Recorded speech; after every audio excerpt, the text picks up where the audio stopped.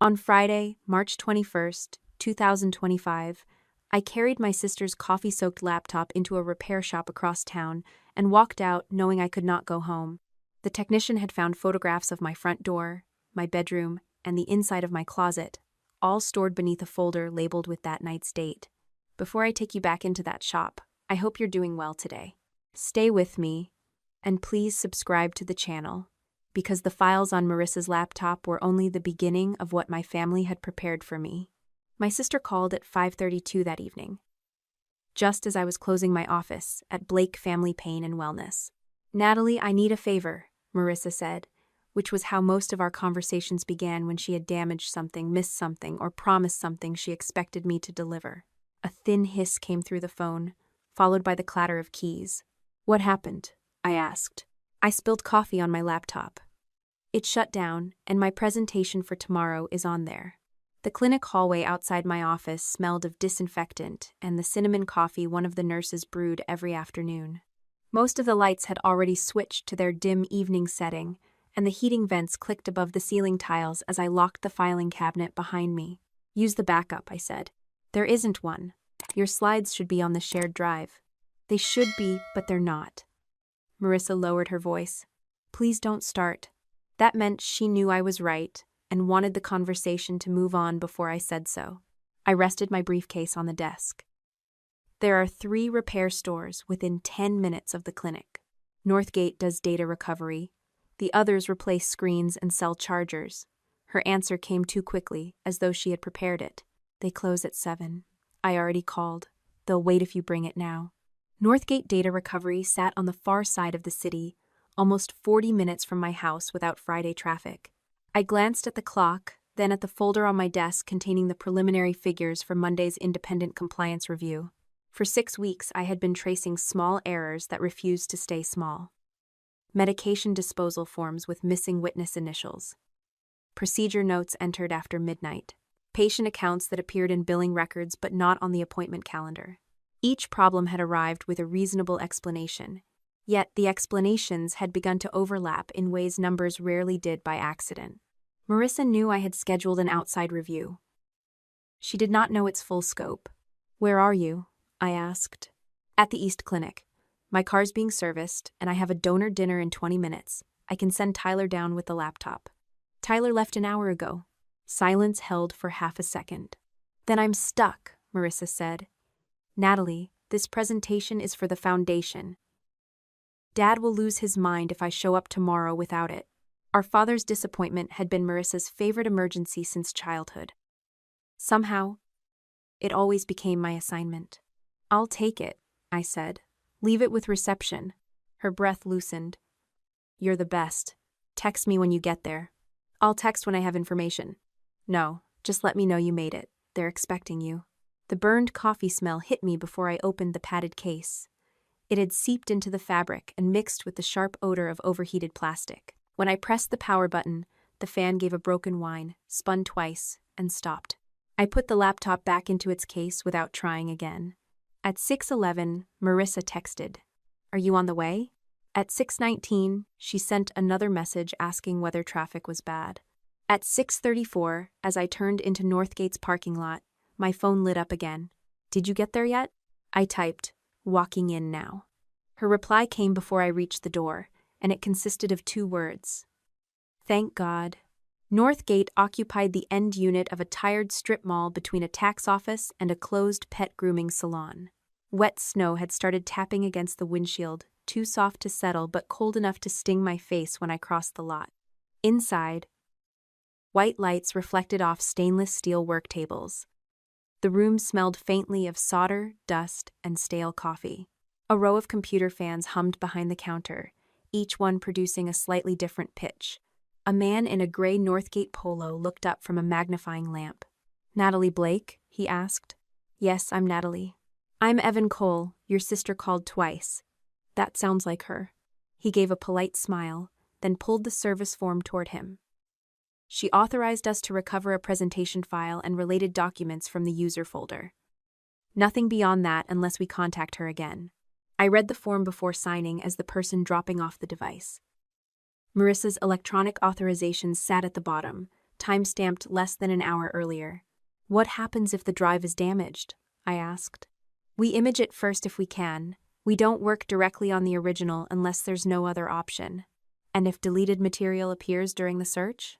The software may show previews, but we stay within the terms of the request. His answer was clear, practiced, and exactly what I wanted to hear. Evan removed the laptop from its case.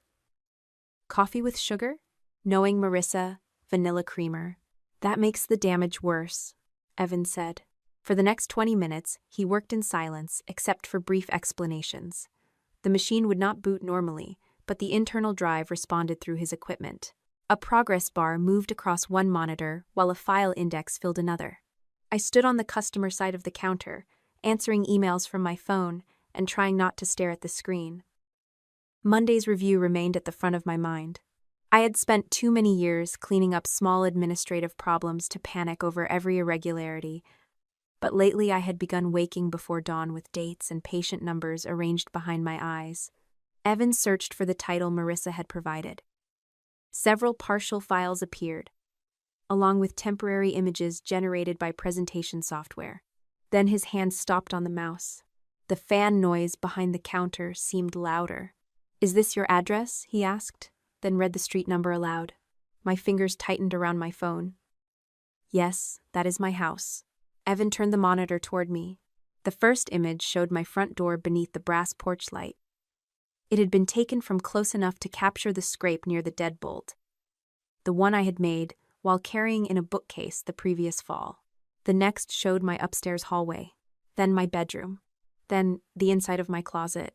For a moment, the room narrowed to the soft electrical hum and the hard edge of the counter beneath my palm. My body reacted before my mind caught up. My shoulders locked. My mouth went dry. Then the part of me trained to examine bad records took over. "Don't open anything else," I said. Evan leaned back from the keyboard. "I won't open another file." "Did you create those images?" "No. The software generated the previews from deleted data. I haven't saved or exported them." "Can you show me the file path and timestamps without changing the source?" "Yes, I can show you that safely." A folder sat above the images. Its name was March 21st, the date of that night. Evan opened only the file listing, not the documents themselves. The names were short and bland enough to mean nothing to a stranger. Entry 640, top shelf, and call after 11. One preview showed a medication label. I recognized the color band used on drugs stocked in our outpatient procedure rooms. Another showed a simple drawing of my closet, with an arrow pointing behind the stack of winter shoeboxes on the upper shelf. My phone buzzed against the counter. Marissa had sent another message asking whether I had made it. I did not answer. "How long ago were these files deleted?" I asked. "I can give you an estimate, not a courtroom conclusion," Evan said. "Some were created earlier this week. Several were modified today." "Can you see the last modification time on the folder?" He checked. 4:48 this afternoon. Less than an hour before Marissa called me. Evan clicked once on the metadata panel, and a text string appeared beside one of the scheduling files. Entry window, 6:40 to 7:20. Northgate was 38 minutes from my house in clear traffic. With the wet snow and rush hour congestion, I had been gone for nearly an hour. A small pressure formed beneath my ribs, not panic exactly, but the sensation of a locked door giving way one screw at a time. "I need you to stop the recovery," I said. "Do not copy those files for me. Do not send them to my sister. Preserve whatever you've already done and write down each step." Evan nodded. "You should call the police. First, I'm calling my attorney." Leah Sloan answered on the second ring. I had hired her 2 weeks earlier to advise me on the independent review, a decision I had not shared with my family. "Natalie," Leah said, "what happened?" I told her only what I could verify. The damaged laptop. The authorized recovery. The photographs. The current date. The entry window. The medication label. She did not interrupt. "Is the laptop still with the technician?"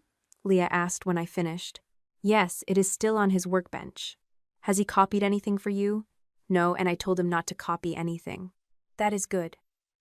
Ask him to stop all work and document what he saw. Do not take the laptop. Do not call your sister. Call the police and report a possible planned entry into your home. I'm not going home alone. I know, Leah said. I'm saying it because someone in your family is counting on you behaving like this is a family disagreement. That sentence settled something inside me. Evan locked the workstation and began writing a service note.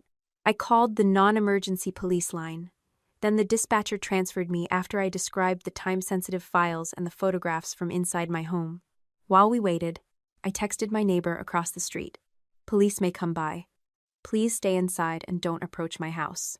Next, I opened my phone settings and disabled location sharing with my parents and Marissa. We had turned it on years earlier during a winter storm and never turned it off. At 7:12, my mother called. I looked at Evan. If I put this on speaker, can you write down what you hear? Yes, I'll write down the conversation, I answered. Hi, Mom. Natalie, where are you? Judith asked. Her voice carried the calm concern she used when she wanted a witness to remember her as reasonable. Why are you asking? I'm standing outside your house. I brought soup, but you're not answering the door. I watched the wet snow slide down Northgate's front window. You drove over without calling? I did call. You didn't answer. My recent calls showed nothing from her. What kind of soup? I asked. A pause followed. Chicken noodle. Does that matter? Behind her voice, I heard almost nothing. No traffic from the avenue, 2 blocks from my house, no wind against the porch microphone. Most of all, no metal chime knocking beneath the eave, though even a light breeze made it tap against the brick. Are you on the porch? I asked. Yes, Natalie, I am on the porch. Where else would I be? A uniformed officer entered Northgate as she spoke. Evan raised one hand to get his attention, then pointed toward my phone. I'm on my way home, I told my mother. You sound strange. I've had a long day. Well, hurry, your soup is getting cold. She did not sound like a woman waiting outside in wet snow. Her breathing was even, and there was no impatience in it. My mother hated being cold. She complained when grocery stores kept their freezers too low. Evan turned his monitor toward the officer and began explaining what the recovery software had displayed. I kept Judith talking while opening the smart lock application on my phone. My thumb hovered above the controls. I did not lock, unlock, or reset anything. Any change might alert whoever was there, and I wanted the history exactly as it stood. The activity log loaded. At 6:43 that evening, my front door had been opened with a personal code. It was not mine, and it was not Marissa's. The entry read, Judith Blake. My mother was still speaking through the phone. I'm standing right outside, she said. The door is locked.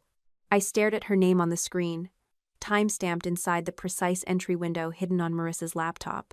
Judith was not waiting on my porch. My mother had already entered my house.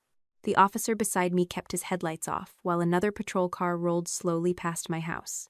From where we waited, half a block away, the place looked ordinary. The porch light glowed above the front steps. Wet snow gathered along the curb, and the curtains in my bedroom remained closed. Anyone driving past would have seen a quiet brick house on a cold Friday night. I saw an entry log with my mother's name on it. Officer Daniel Ruiz sat behind the wheel, speaking into his radio in a low voice while his partner approached the property with another officer.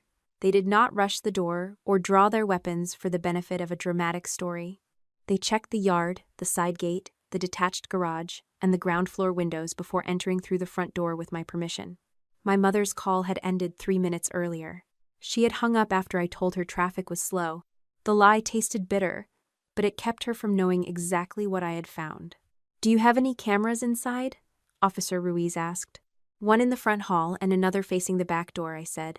Neither points into a bedroom or bathroom. Can you view them without changing any settings? I opened the security application and selected the front hall camera. The image loaded at an angle, showing half the staircase and a slice of the entry rug.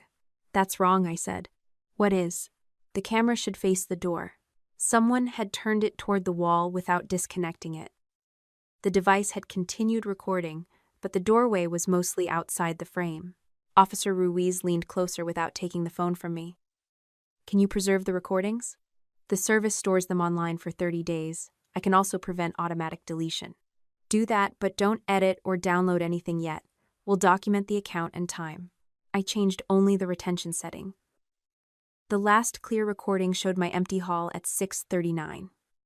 4 minutes later, the picture jerked, blurred beneath a hand, and settled at the wrong angle. A sleeve passed across the corner of the frame. Dark wool. A row of small pearl buttons. My mother owned a coat like that.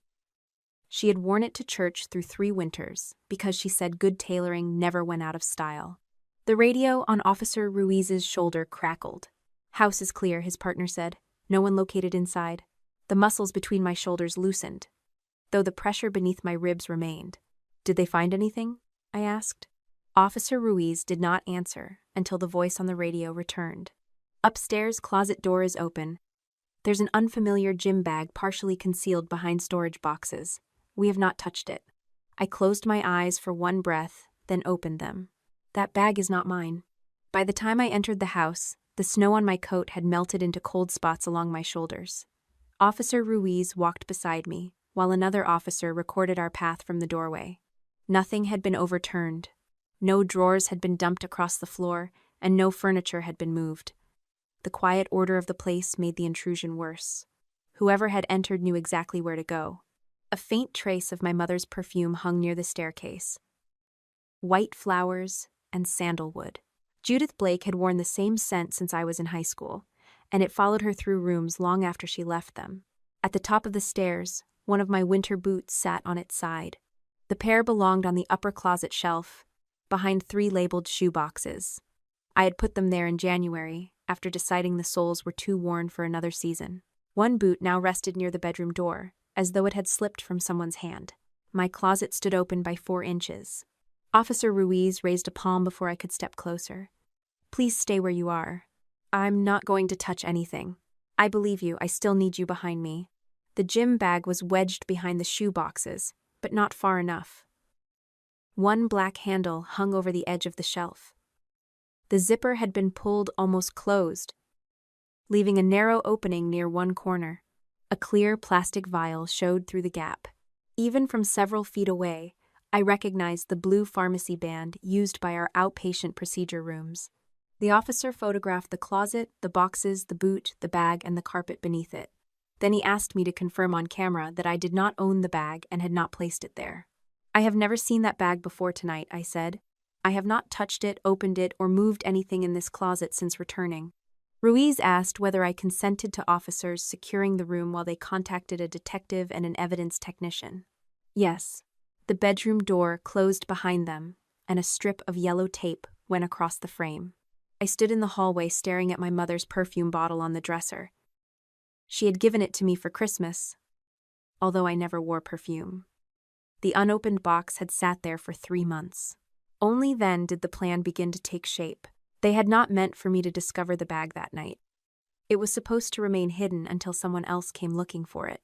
Officer Ruiz led me downstairs, while another officer took a formal statement at the kitchen table. My answers stayed narrow. I gave times, names, locations, and the exact words I remembered. Whenever my mind tried to fill a gap, I stopped. "Do you believe your mother placed the bag?" the officer asked. "The entry log shows that her code opened my door," I said. The laptop contained photographs of the closet and a time window matching that entry. "I did not see her place the bag." He nodded and wrote down the distinction. Shortly after 10, Detective Carla Mendez arrived with an evidence technician.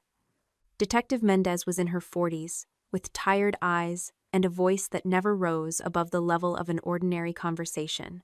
She listened to my account, reviewed the photographs Evan had described in his written service note, and spoke with Leah by phone. Northgate agreed to secure the laptop until a proper preservation process could be arranged. The detective did not promise an arrest. She did not tell me the case was obvious. "What we have right now is a suspicious entry, an unknown bag in your house, and digital material that may be connected," Detective Mendez said. "We preserve first, we make conclusions later." "That is what I want," I said. Her gaze held mine for a moment. "Most people say they want that until the evidence becomes inconvenient. I work in compliance. Inconvenient evidence is usually the part that matters." A corner of her mouth moved, though it did not become a smile. Then you understand why I'm asking you not to discuss the contents of that laptop with anyone except your attorney. I understand. The bag was not searched in front of me. The technician documented the exterior, sealed the room, and followed the process, Detective Mendez explained. Because the bag contained visible medication and papers bearing patient information, the detective sought the legal authority needed before conducting a full examination.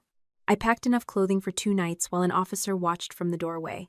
Every object I picked up had to be something outside the sealed closet area. At 11:26, my mother called again. This time, I let it go to voicemail. Her message arrived less than a minute later. "Natalie, your father says there are police at your house. Call me before you say anything else.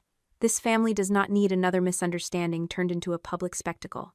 Another misunderstanding.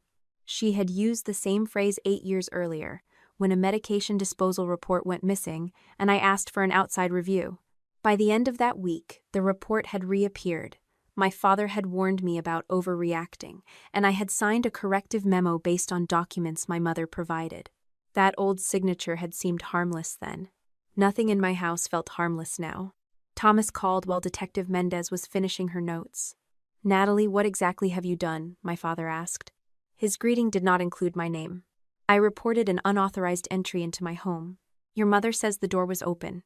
The smart lock records which code opened it. A long breath passed through the phone. She was worried about you.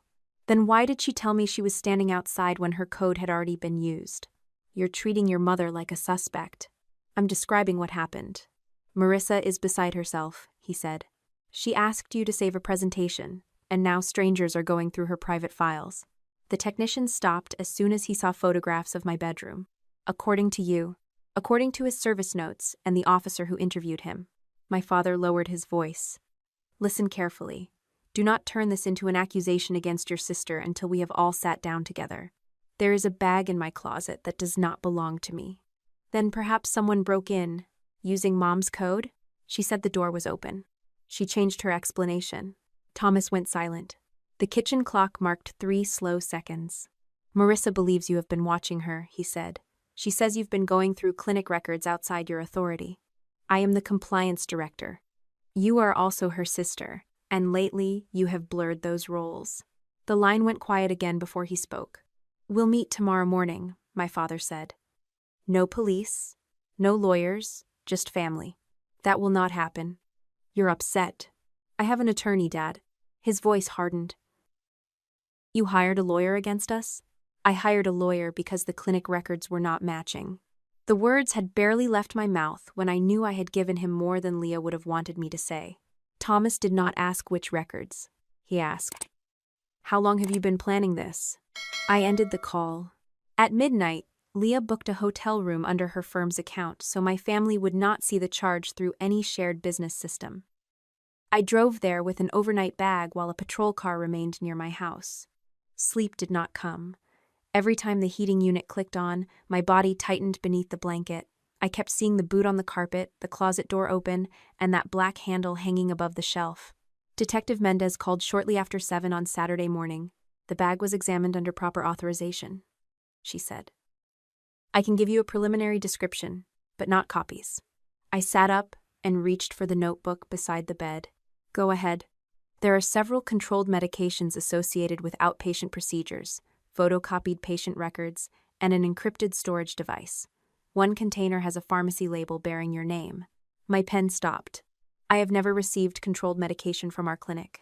The prescribing physician listed is Dr. Marissa Blake. My sister had not only planned to place missing drugs in my home, she had prepared a medical explanation for why I might possess them. Detective Mendez continued. We are tracing lot numbers and reviewing the label. Do not contact Dr. Blake about it. I won't. After the call, I opened Marissa's voice message from the night before. Her breathing was uneven, but no tears interrupted her words. Natalie, I don't know what you saw, but you had no right to let some technician dig through my computer. Those files could belong to patients. Do you understand what you've done? You've exposed the clinic, embarrassed Dad, and sent police after Mom because she brought you dinner. A pause followed, long enough for her voice to steady. You've always needed everyone to know you're the smartest person in the room. This time, you went too far. I forwarded the message to Leah without replying. She called 5 minutes later. They're building a defense around your access to information, Leah said. From this point forward, every message you send may become part of their story. Do not give them emotional language they can quote. They put a prescription in my name. I know. My own sister signed it. Then let the records prove that. You do not need to persuade her. At 8:12, a calendar invitation appeared in my personal email. Emergency board meeting. Start time, 9 o'clock that morning. The notice gave me 48 minutes. I sent it to Leah, who called before I finished reading the agenda. The bylaws require at least 48 hours notice for an emergency meeting involving suspension of an officer, she said. They also have a conflict problem if the people accusing you are voting on your suspension. They control 70%. Majority ownership does not erase procedure. They may still lock your operational access, but we will object to the meeting and preserve the violation. At 8:23, my clinic password stopped working. At 8:31, a company-wide email reached my personal account because someone had copied my outside address. Natalie Blake was being placed on temporary administrative leave for unauthorized access to patient information, removal of confidential material, and suspected possession of medication belonging to the clinic. The email stated that management had received credible information that controlled drugs and patient files were being kept at my home. I read it twice. Then I checked the document properties. The message had been drafted the previous afternoon, before Marissa spilled coffee on the laptop, before I drove to Northgate, and before officers found the bag in my closet. A final line appeared beneath the allegations. Management had been alerted by a confidential source at 6:18 Friday evening. At 6:18, I was still driving across town with Marissa's laptop beside me. The anonymous accusation had been made before the bag was discovered. According to the timestamp, it had been made before my mother entered my house. At 8:37 on Saturday morning, Leah told me not to attend the emergency board meeting my parents had scheduled for 9. They gave you less than an hour's notice, she said.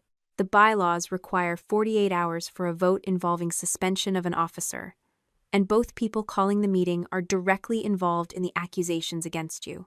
They control 70% of the shares. They control the vote. They do not control the rules. I sat at the hotel desk with the company email open on my laptop. The room smelled of industrial carpet cleaner and coffee from the machine downstairs. Outside, a snowplow scraped the parking lot in slow, grinding passes. What happens if I don't attend? I asked. They will vote without you. And if I attend without you? They will say you had an opportunity to respond. Leah's voice stayed calm, but the meaning landed cleanly. My family had not invited me to explain. They had invited me to legitimize a decision already made. Send them an objection, I said. State that I'll participate after proper notice, access to the allegations, and time for counsel to review the evidence. I already drafted it. That was why I had hired her. At 8:44, Leah sent the objection to Thomas, Judith, Marissa, the clinic's outside accountant, and the attorney whose name appeared on the meeting notice. She requested a postponement, preservation of all records, and confirmation that no one would alter my access history or patient files while the dispute was pending. No one answered. At 9:16, a PDF arrived in my personal email. The document called itself minutes from an emergency meeting, although it read like a verdict. Thomas had chaired the session. Judith had served as secretary. Marissa had been listed as an affected party and allowed to speak, while I had been marked absent despite Leah's written objection. The vote was 70% in favor of suspension, 15% abstaining on Marissa's behalf, and 15% unable to vote because my access had already been disabled. They counted your shares as unable to vote after locking you out, Leah said when I forwarded the document. They also changed the time. The notice said the meeting began at 9. The minutes claimed it began at 8:55, 5 minutes before the scheduled start. Leah went quiet while she examined the metadata. The file was created at 7:41 this morning, she said. The minutes existed before the meeting. That did not restore my password or put my name back on my office door. Procedure could be violated in minutes and challenged for months. Still, the file gave us something useful. Proof that my suspension had been prepared before anyone pretended to hear my response. I saved the notice, Leah's objection, the original email headers, and the meeting minutes in a folder outside every Blake family system. Then I wrote down the sequence on paper. Time had become more important than accusation. a person could argue about motives. A timestamp did not care who cried first. By noon, clinic employees had received instructions not to contact me about company business. The message described me as a potential threat to patient privacy and warned that sharing information could interfere with an internal investigation. A nurse named Kelly, who had worked beside me for 9 years, texted my personal phone. "I'm sorry. They told us not to respond." A second message appeared, then vanished before I opened it. No one called. I did not blame them. Most of our employees had mortgages, children, medical insurance, and no ownership stake in the family name. Thomas signed their paychecks. Judith approved their schedules. Marissa treated the patients whose appointments kept the doors open. For years, I had been the person they came to when a chart was wrong or a vendor payment went missing. One email had turned me into the person they had been warned about. The distance spread beyond the clinic. A hospital administrator who had agreed to meet me the following week canceled without explanation. An insurance consultant replied that she needed clarification regarding my current authority before discussing any records. The independent audit was scheduled for Monday morning. I had arranged it 1 week earlier, after 6 months of discrepancies stopped resembling clerical mistakes. It had begun with disposal forms. Our outpatient procedure rooms stocked controlled medications used during injections and minor procedures. Every vial had to be tracked. If part of a dose remained unused, 2 authorized people were supposed to witness the disposal and sign the record. In September, I found 3 forms missing a second signature. Judith said a nurse had forgotten to initial them. In November, 2 patients appeared in billing reports, but not on the appointment calendar. Marissa said they had been added during an urgent weekend clinic. In January, medication quantities showed as used on days when the procedure rooms had closed early. Each explanation could stand by itself. Together they leaned in the same direction. I started a formal internal review and requested original source records. Judith gave me summaries. Marissa complained that my questions disrupted patient care. Thomas suggested we wait until the next quarter so we would not alarm our insurer during contract renewal. I did not wait. 2 weeks before the laptop incident, I contacted Leah. 1 week before it, I scheduled an independent compliance review for Monday, March 24th. The reviewer was supposed to receive a controlled export of records, not unrestricted access to the clinic. I had not told my father the final date because some part of me still wanted to approach him first with a complete pattern instead of scattered concerns. That choice cost me time. It did not cause what they did, but it gave them room to move before I brought anyone from outside the family into the building. On Monday morning, the independent reviewer emailed to say Thomas had canceled the engagement. The explanation was brief. Natalie Blake no longer has authority to retain your services. All compliance matters are being handled internally. I forwarded the message to Leah. Do not contact the clinic systems, she said. Not even to check what they changed. I still have lawful copies created under the retention policy. Then we work from those. Nothing new after suspension. 3 years earlier, after a vendor corrupted a set of billing records, I had convinced the board to purchase an outside archival service. Every Friday night, the system created a read-only snapshot of designated compliance data and stored it with an independent provider. Marissa had called it my data cemetery, paying thousands of dollars to preserve dead files, she said during one budget meeting. Only Natalie could turn hoarding into a corporate policy. The board approved it because an insurer recommended it, not because my sister respected the idea. By Monday afternoon, that cemetery was the only place my family could not enter with an administrator password and rearrange the headstones. I logged into the archival provider through my personal compliance credential. The account showed snapshots through the previous Friday, but my authority after suspension was limited to viewing index information. I could see that the files existed, their dates, their sizes, and the systems from which they originated. I could not legally export or decrypt the full contents without a documented request. For once, the restriction helped me. If I could not change those files, neither could Judith. I shared my screen with Leah and an information security specialist she retained. His name was Omar Patel, and he spoke with the careful patience of someone accustomed to lawyers asking technical questions twice. The archive records what came from the source systems at the time of capture, Omar said.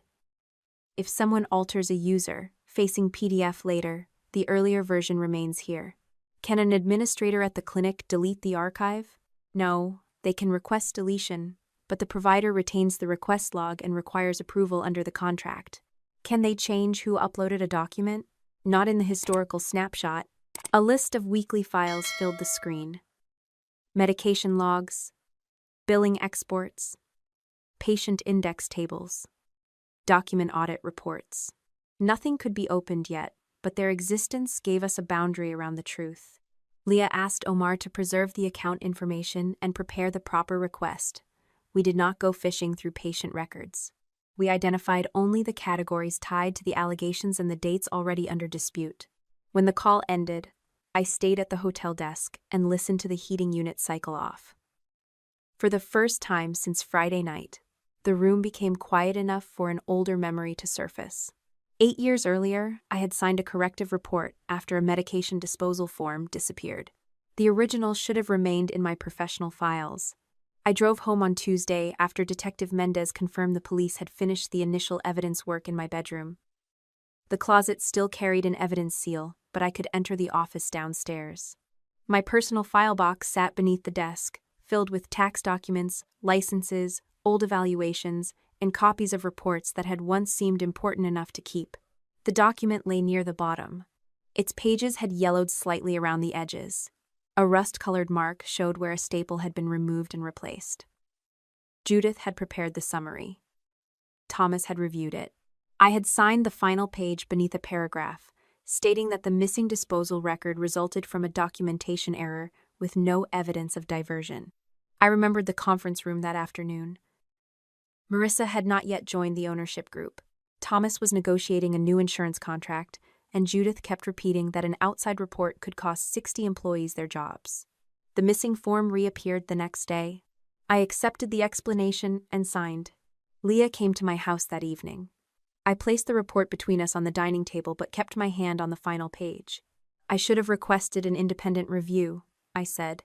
Did you know the conclusion was false? No, I knew the process was incomplete. Those are different things. They will not sound different when my family shows this to investigators. Leah read every page before speaking. This can be used against your judgment. It may support an argument that you previously approved the same controls you are now criticizing. I thought you would tell me not to hand it over. I'm telling you not to hide it. Those are not the same instruction. My thumb moved over the indentation left by my signature. What if this is the first brick in the wall they built around me? I asked. Then we need to know who had the brick. On Wednesday morning, the clinic's attorney sent Leah a packet that supposedly supported my suspension. Most of it repeated the allegations already circulated to employees. One document was different. It was a recent medication reconciliation report dated February 7th. Near the bottom, my name appeared beneath a statement confirming that all quantities had been reviewed and matched to procedure records. The signature looked like mine. It was not. I enlarged the page until the ink broke into pixels. The first stroke of the N leaned too far right. A tiny gap appeared between two letters where my pen had skipped on the old paper. Even the faint gray dot beneath the final line was present. I placed the 8-year-old report beside the new PDF. Every defect matched. They copied it, I said. Leah compared the pages. Not just the shape. This is the same image. The recent report did not contain a valid digital signature, certificate, or verification trail. Someone had scanned my old handwritten signature, cropped it, and placed it beneath a document created years later. According to the packet, I had approved records I had never seen. Leah asked Omar to examine the PDF metadata without altering the file. The document had been assembled on a computer assigned to operations, then exported through a shared administrative software license. That narrowed the source, but it did not identify the person at the keyboard. Who had access to the original scan? Leah asked. I looked at the old report again. The copy I held had remained in my private files, but the official version belonged to the company. My father kept the shareholder and governance records, I said. My mother kept the operating files. Marissa had built the laptop folder. My mother's code had opened my door. Now my signature had been lifted from an 8-year-old report held by my parents.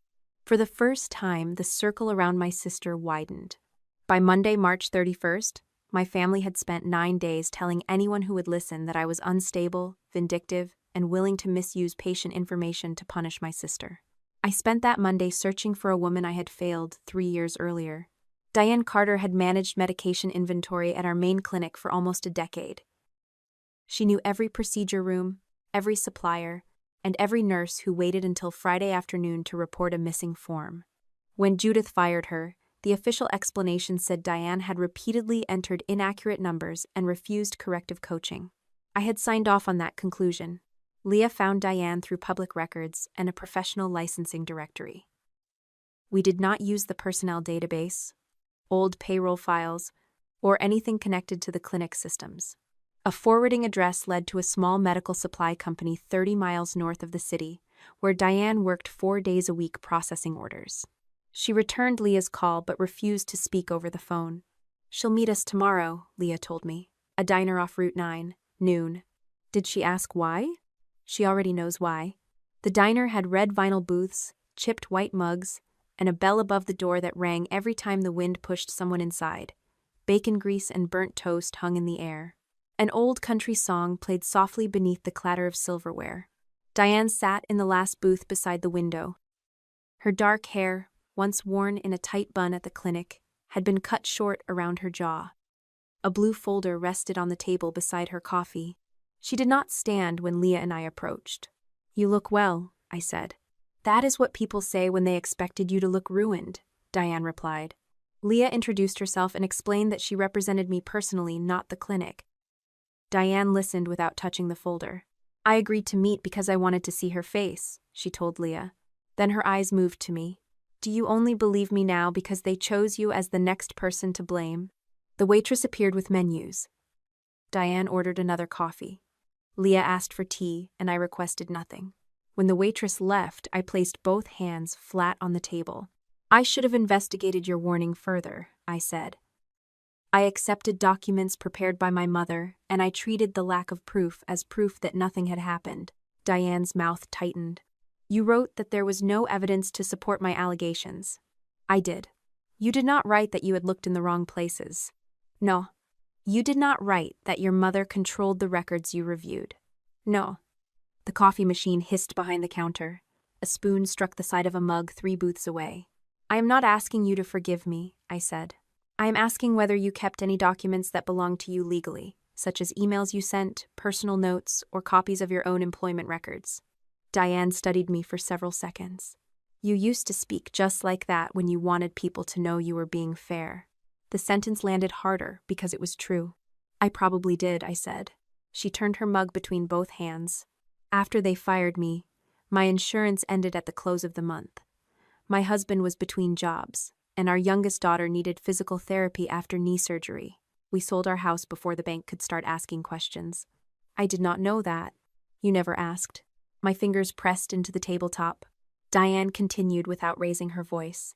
"Judith told 2 clinic managers that I had been caught changing medication records. By the time I applied anywhere nearby, everyone had heard some version of it.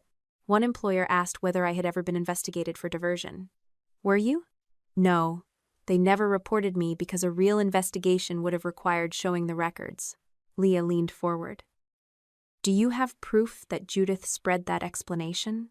"I have the reference letter she refused to sign, the termination notice, and an email from a manager who apologized for repeating what she was told." Diane tapped the blue folder. "None of that proves what happened at the clinic." "It may prove retaliation," Leah said. "That matters." Diane looked at me again. "What do you want from me, Natalie?" "The truth you tried to give me 3 years ago. And when it hurts your case, I still want it." Her fingers remained on the folder for another moment before she pushed it across the table. Inside were copies of emails Diane had sent from her personal account, handwritten notes from meetings, her termination papers, and a memo she had prepared for Judith. There were no patient charts or prescription labels. She had not stolen protected records on her way out. The first email was dated April 7th, 3 years earlier. Diane had written that the physical count in Procedure Room 2 was lower than the electronic count. She listed 6 files by medication name and lot number, then noted that Judith had instructed her to adjust the inventory because several entries had been duplicated. A reply from Judith appeared beneath it. Fix the count before close. We are not carrying another clerical error into the quarterly review. Diane had responded that changing the number without locating the medication would make the system match the shelf but would not explain the loss. Judith's answer consisted of one sentence. I am not asking for an investigation, Diane. I am asking you to correct an entry. I remembered reviewing that exchange.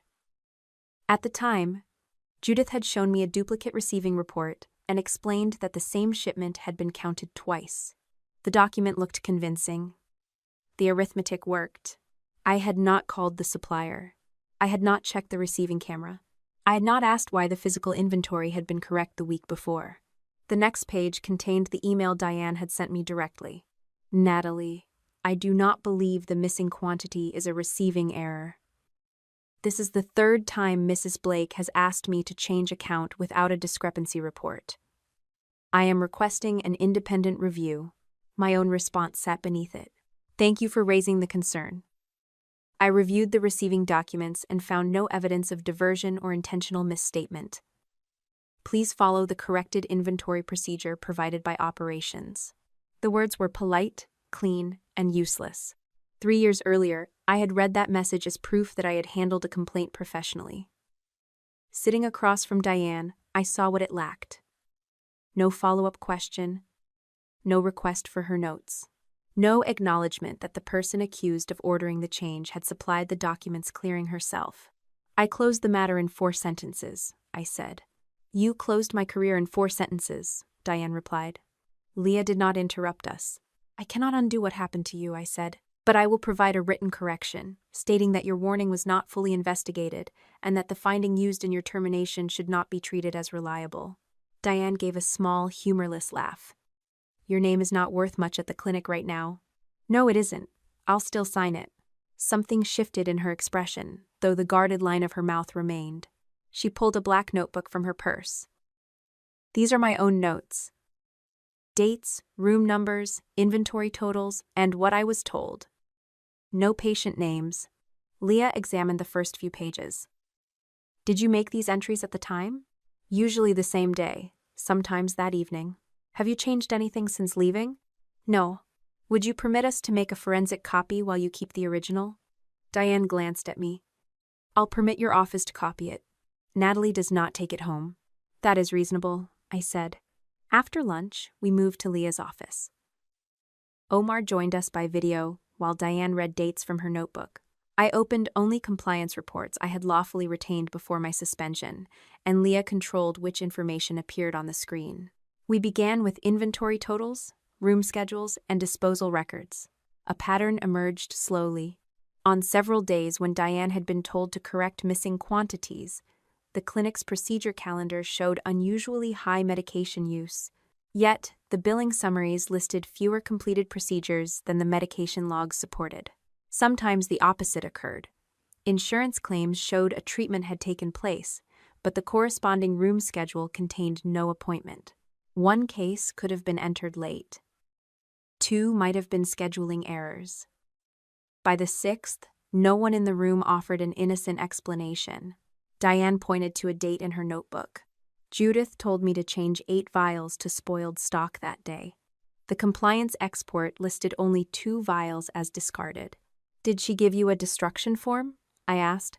She gave me one the next morning. The witness signature belonged to a nurse who was on vacation. Did you report that? To you. I found the email.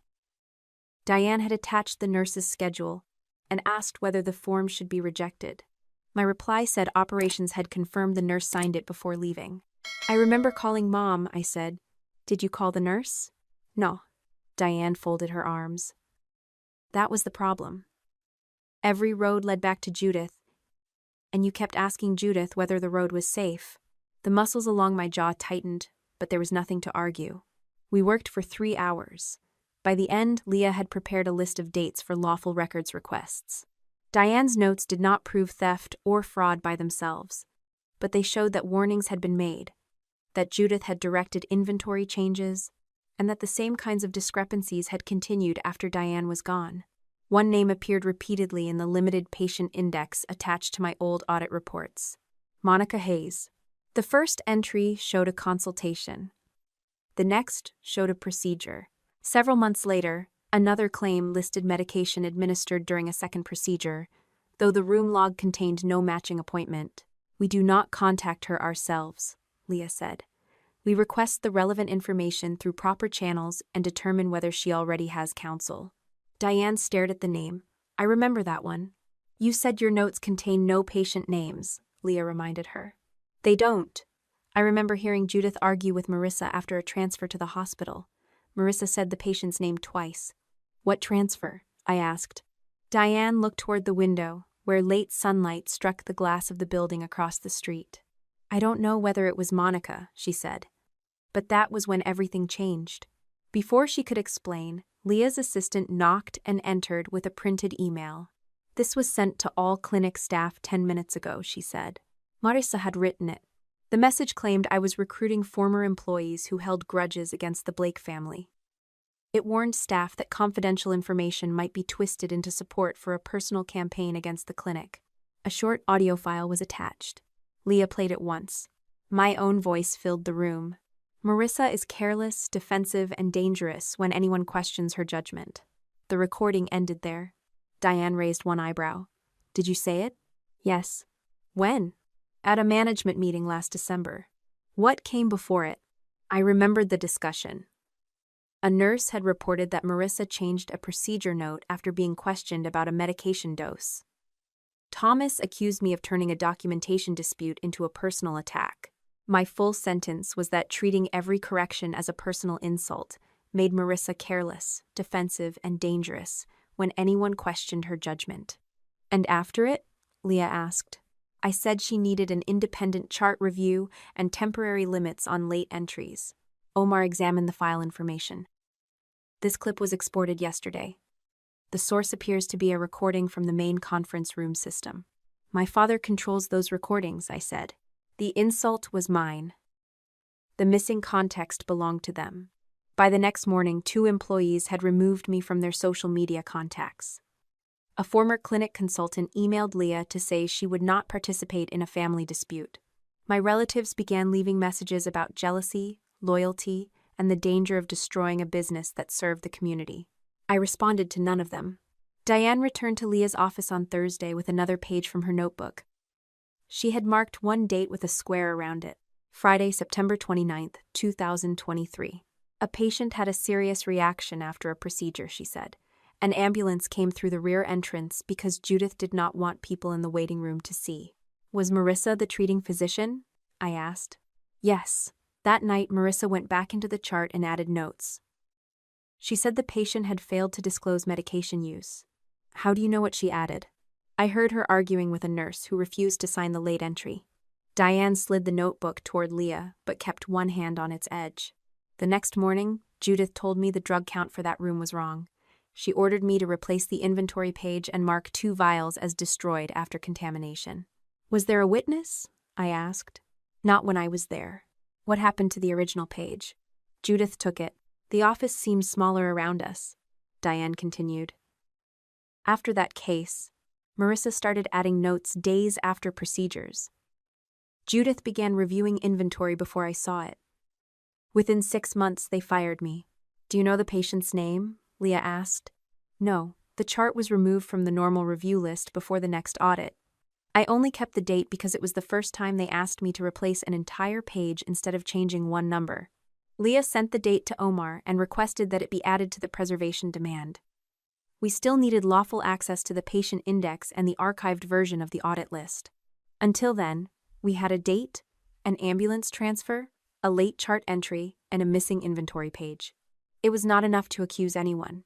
It was enough to know where to look. The following afternoon, Leah called while I was sitting at my dining table, surrounded by copies of the documents my family had used against me.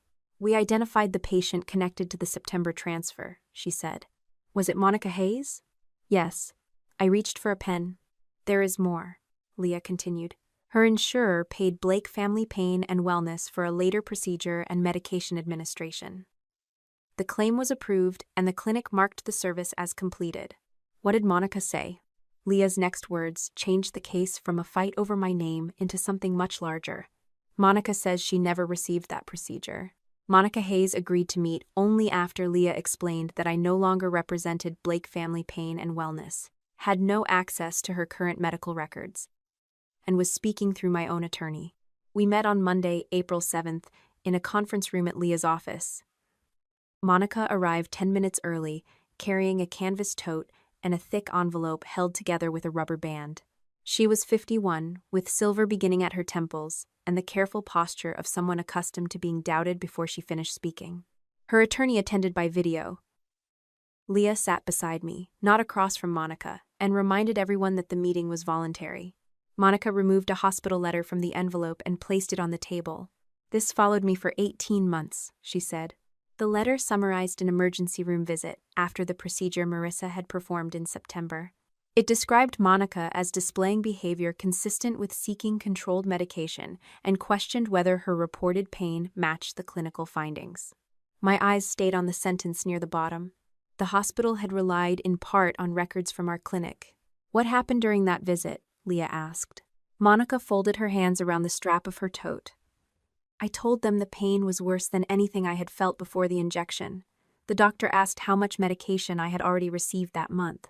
I said none except what Dr. Blake gave me during the procedure." Her voice remained even, but one thumb kept rubbing the same worn place on the canvas. He turned the computer toward himself and said the clinic records showed several administrations. I told him that was impossible. Then he asked whether I had prescriptions from another doctor. "Did you?" I asked. "No." The emergency physician treated her nausea and discharged her with instructions to follow up with Marissa. The pain continued. A second hospital admitted her 2 days later, where imaging showed a complication that required treatment. Monica opened the envelope again. "My employer placed me on unpaid leave because I missed too many shifts. My daughter drove 3 hours to search my medicine cabinet. She did not say she thought I was addicted, but she counted every bottle." No tears came. Monica did not need them. "She called my sister afterward," she continued. "They discussed whether I should be trusted alone. I learned that 6 months later." The room's ventilation system clicked above us. Somewhere down the hall, a printer began feeding pages. For years, I had reviewed records through columns, exception reports, and red flags on a screen, missing signatures, duplicate claims, entries added after the date of service. Each problem fit inside a cell. Monica had lost wages, medical care, and the trust of her own daughter, because someone at my family's clinic had placed false information inside those cells. Leah slid a copy of the disputed claim across the table. "This says you received another procedure on February 9th of last year," she said. "Do you remember where you were that day?" Monica pulled a funeral program from the envelope. "I was in Savannah, Georgia, burying my brother. The program listed his service at 11 that morning." A hotel receipt covered the surrounding nights, and a photograph showed Monica standing beside her sister outside the church. The clinic record claimed Marissa treated her at 1:15 that afternoon, more than 700 miles away. "I called the billing department when my insurer sent the explanation of benefits," Monica said. "A woman told me it was probably coded under the wrong date." 2 weeks later, I received a revised statement that still showed the procedure. "Did you speak with anyone else?" I asked. "I left a message for you." The words sat between us. "When?" I asked. "Late February, maybe early March." I searched my memory and found nothing. Monica reached into her tote and produced a printed call log from her phone. The number belonged to my direct office line. The call had lasted 4 minutes and 27 seconds. "I did not receive that message," I said. "You may not have," Monica replied. "A woman called me back. She said she worked with you and had reviewed the file personally." "Did she give her name?" "No." "She said the claim was correct and warned me that repeated disputes could cause my insurer to review all my prescriptions." My mother often returned calls from the compliance queue when she said I was too busy. "I'm sorry," I said. Monica looked at me without softening. "You did not create that record." "No." "But your name was on the department that told me it was valid." "Yes." That answer cost less than an excuse and meant more. The next morning, Omar walked Leah and me through the first report from the software provider. We had requested a narrow set of system logs tied to Monica's records, the February claim, and the reconciliation report bearing my copied signature. The user-facing PDF showed an effective date of February 7th. Judith's explanation had been that the document existed before the claim and proved I approved the medication totals. The provider's record told a different story. This file was uploaded on March 24th, Omar said. 3 days after your access was disabled. Whose account? Leah asked. Judith Blake's administrator account. He shared his screen, keeping patient information hidden except for the authorized document identifiers. The log showed the real upload time, the device identifier assigned to Judith's office computer, and the original file name. The effective date printed inside the PDF had been entered manually. It was not the system creation date. She backdated the document people could see, I said. She changed the date displayed on the form, Omar corrected. She did not change the provider log. That is why these records do not match. The PDF also carried the image of my old signature. Its visible approval date was February 7th, but the file containing that signature did not enter the system until after I was suspended. Someone had created a record saying I approved medication totals weeks earlier, then uploaded it after I could no longer defend myself inside the system. What about Monica's chart? I asked. Omar moved to the access history. Marissa opened Monica's record on the night of the original complication. She returned to it after midnight, and again the next morning. Several months later, her account accessed the chart on the day the false procedure was added. Judith's administrator account then changed the document status from pending to final. The system did not show what they said to one another.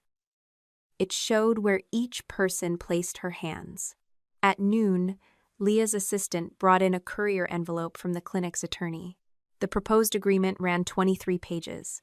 My family offered to purchase my 15% interest at a price above its most recent valuation. They would cover a portion of my legal fees, provide a neutral employment reference, and withdraw the internal allegations if the police investigation did not produce charges against me. In exchange, I had to resign from every position, surrender all copies of clinic data, agree not to contact employees or patients, and sign a confidentiality provision covering nearly every event that had occurred since I joined the business. They are offering you enough money to live comfortably, Leah said. They are buying silence. They are trying to. That does not mean we answer today. A clause required me to certify that I possessed no documents, notes, backups, photographs, or recordings belonging to the clinic. They know the archive exists, I said. They may know it exists. They may not know what it preserved. My phone vibrated while Leah read the remaining pages. Judith had sent an old family photograph. Marissa and I were children, sitting on the front steps of the first house my parents owned. My mother stood behind us with one hand on each of our shoulders. Thomas held a garden hose and laughed at something outside the frame. Beneath the photograph, Judith had written, "We can still keep this house standing." I showed Leah. "Do not respond," she said. I wasn't planning to. Yet I kept looking at the picture. My mother had taught me how to braid my hair in that house. She had slept beside me on the living room floor during a thunderstorm when I was 9. Years later, she had helped arrange the closet in my current home, placing my winter boots behind the storage boxes because she said I wasted space. That memory had once belonged to Care. Now someone had used it to choose where evidence should be hidden. On Thursday afternoon, Evan and the forensic examiner joined us by video. The police had authorized a forensic image of Marissa's laptop, and the examiner had completed a report limited to the recovered material connected to my home and the planned entry. Most deleted files were incomplete. Some showed only file names. Others contained fragments of images or audio that could not be reconstructed. One voice memo had survived well enough to play. The examiner warned us that the beginning was missing and the last seconds were distorted. Then a burst of static filled Leah's office. Marissa's voice followed. "Mom already chose the location, top shelf. She says Natalie never looks behind the winter boots." A scrape crossed the recording, followed by another sentence too damaged to understand. The file ended. No one spoke for several seconds. The winter boots had been on that shelf since my mother helped reorganize the closet. She knew I rarely reached behind them because she had watched me place empty shoeboxes there, then laughed when I said the arrangement made sense. Marissa's laptop did not merely contain photographs of my room. The recording showed that Judith had chosen the hiding place herself. "Can you establish when the memo was recorded?" Leah asked. "The embedded date is consistent with the other recovered files," the examiner said. "The device clock appears accurate, but we will state that within the limits of the analysis. Does the file contain Judith's voice? No, only Dr. Marissa Blake. It did not prove every part of my mother's role, but it tied Marissa's words to the location officers found that night. Combined with Judith's door code, the camera sleeve, and the bag behind the boots, the pattern had stopped looking like separate coincidences. Marissa had helped plan it. My mother had designed it. That evening, Leah placed the 8-year-old corrective report on the table beside the new forensic summary. "We need to discuss this before any broader disclosure," she said. I already knew which document she meant. The old report contained my genuine signature beneath a conclusion I had accepted without an independent review.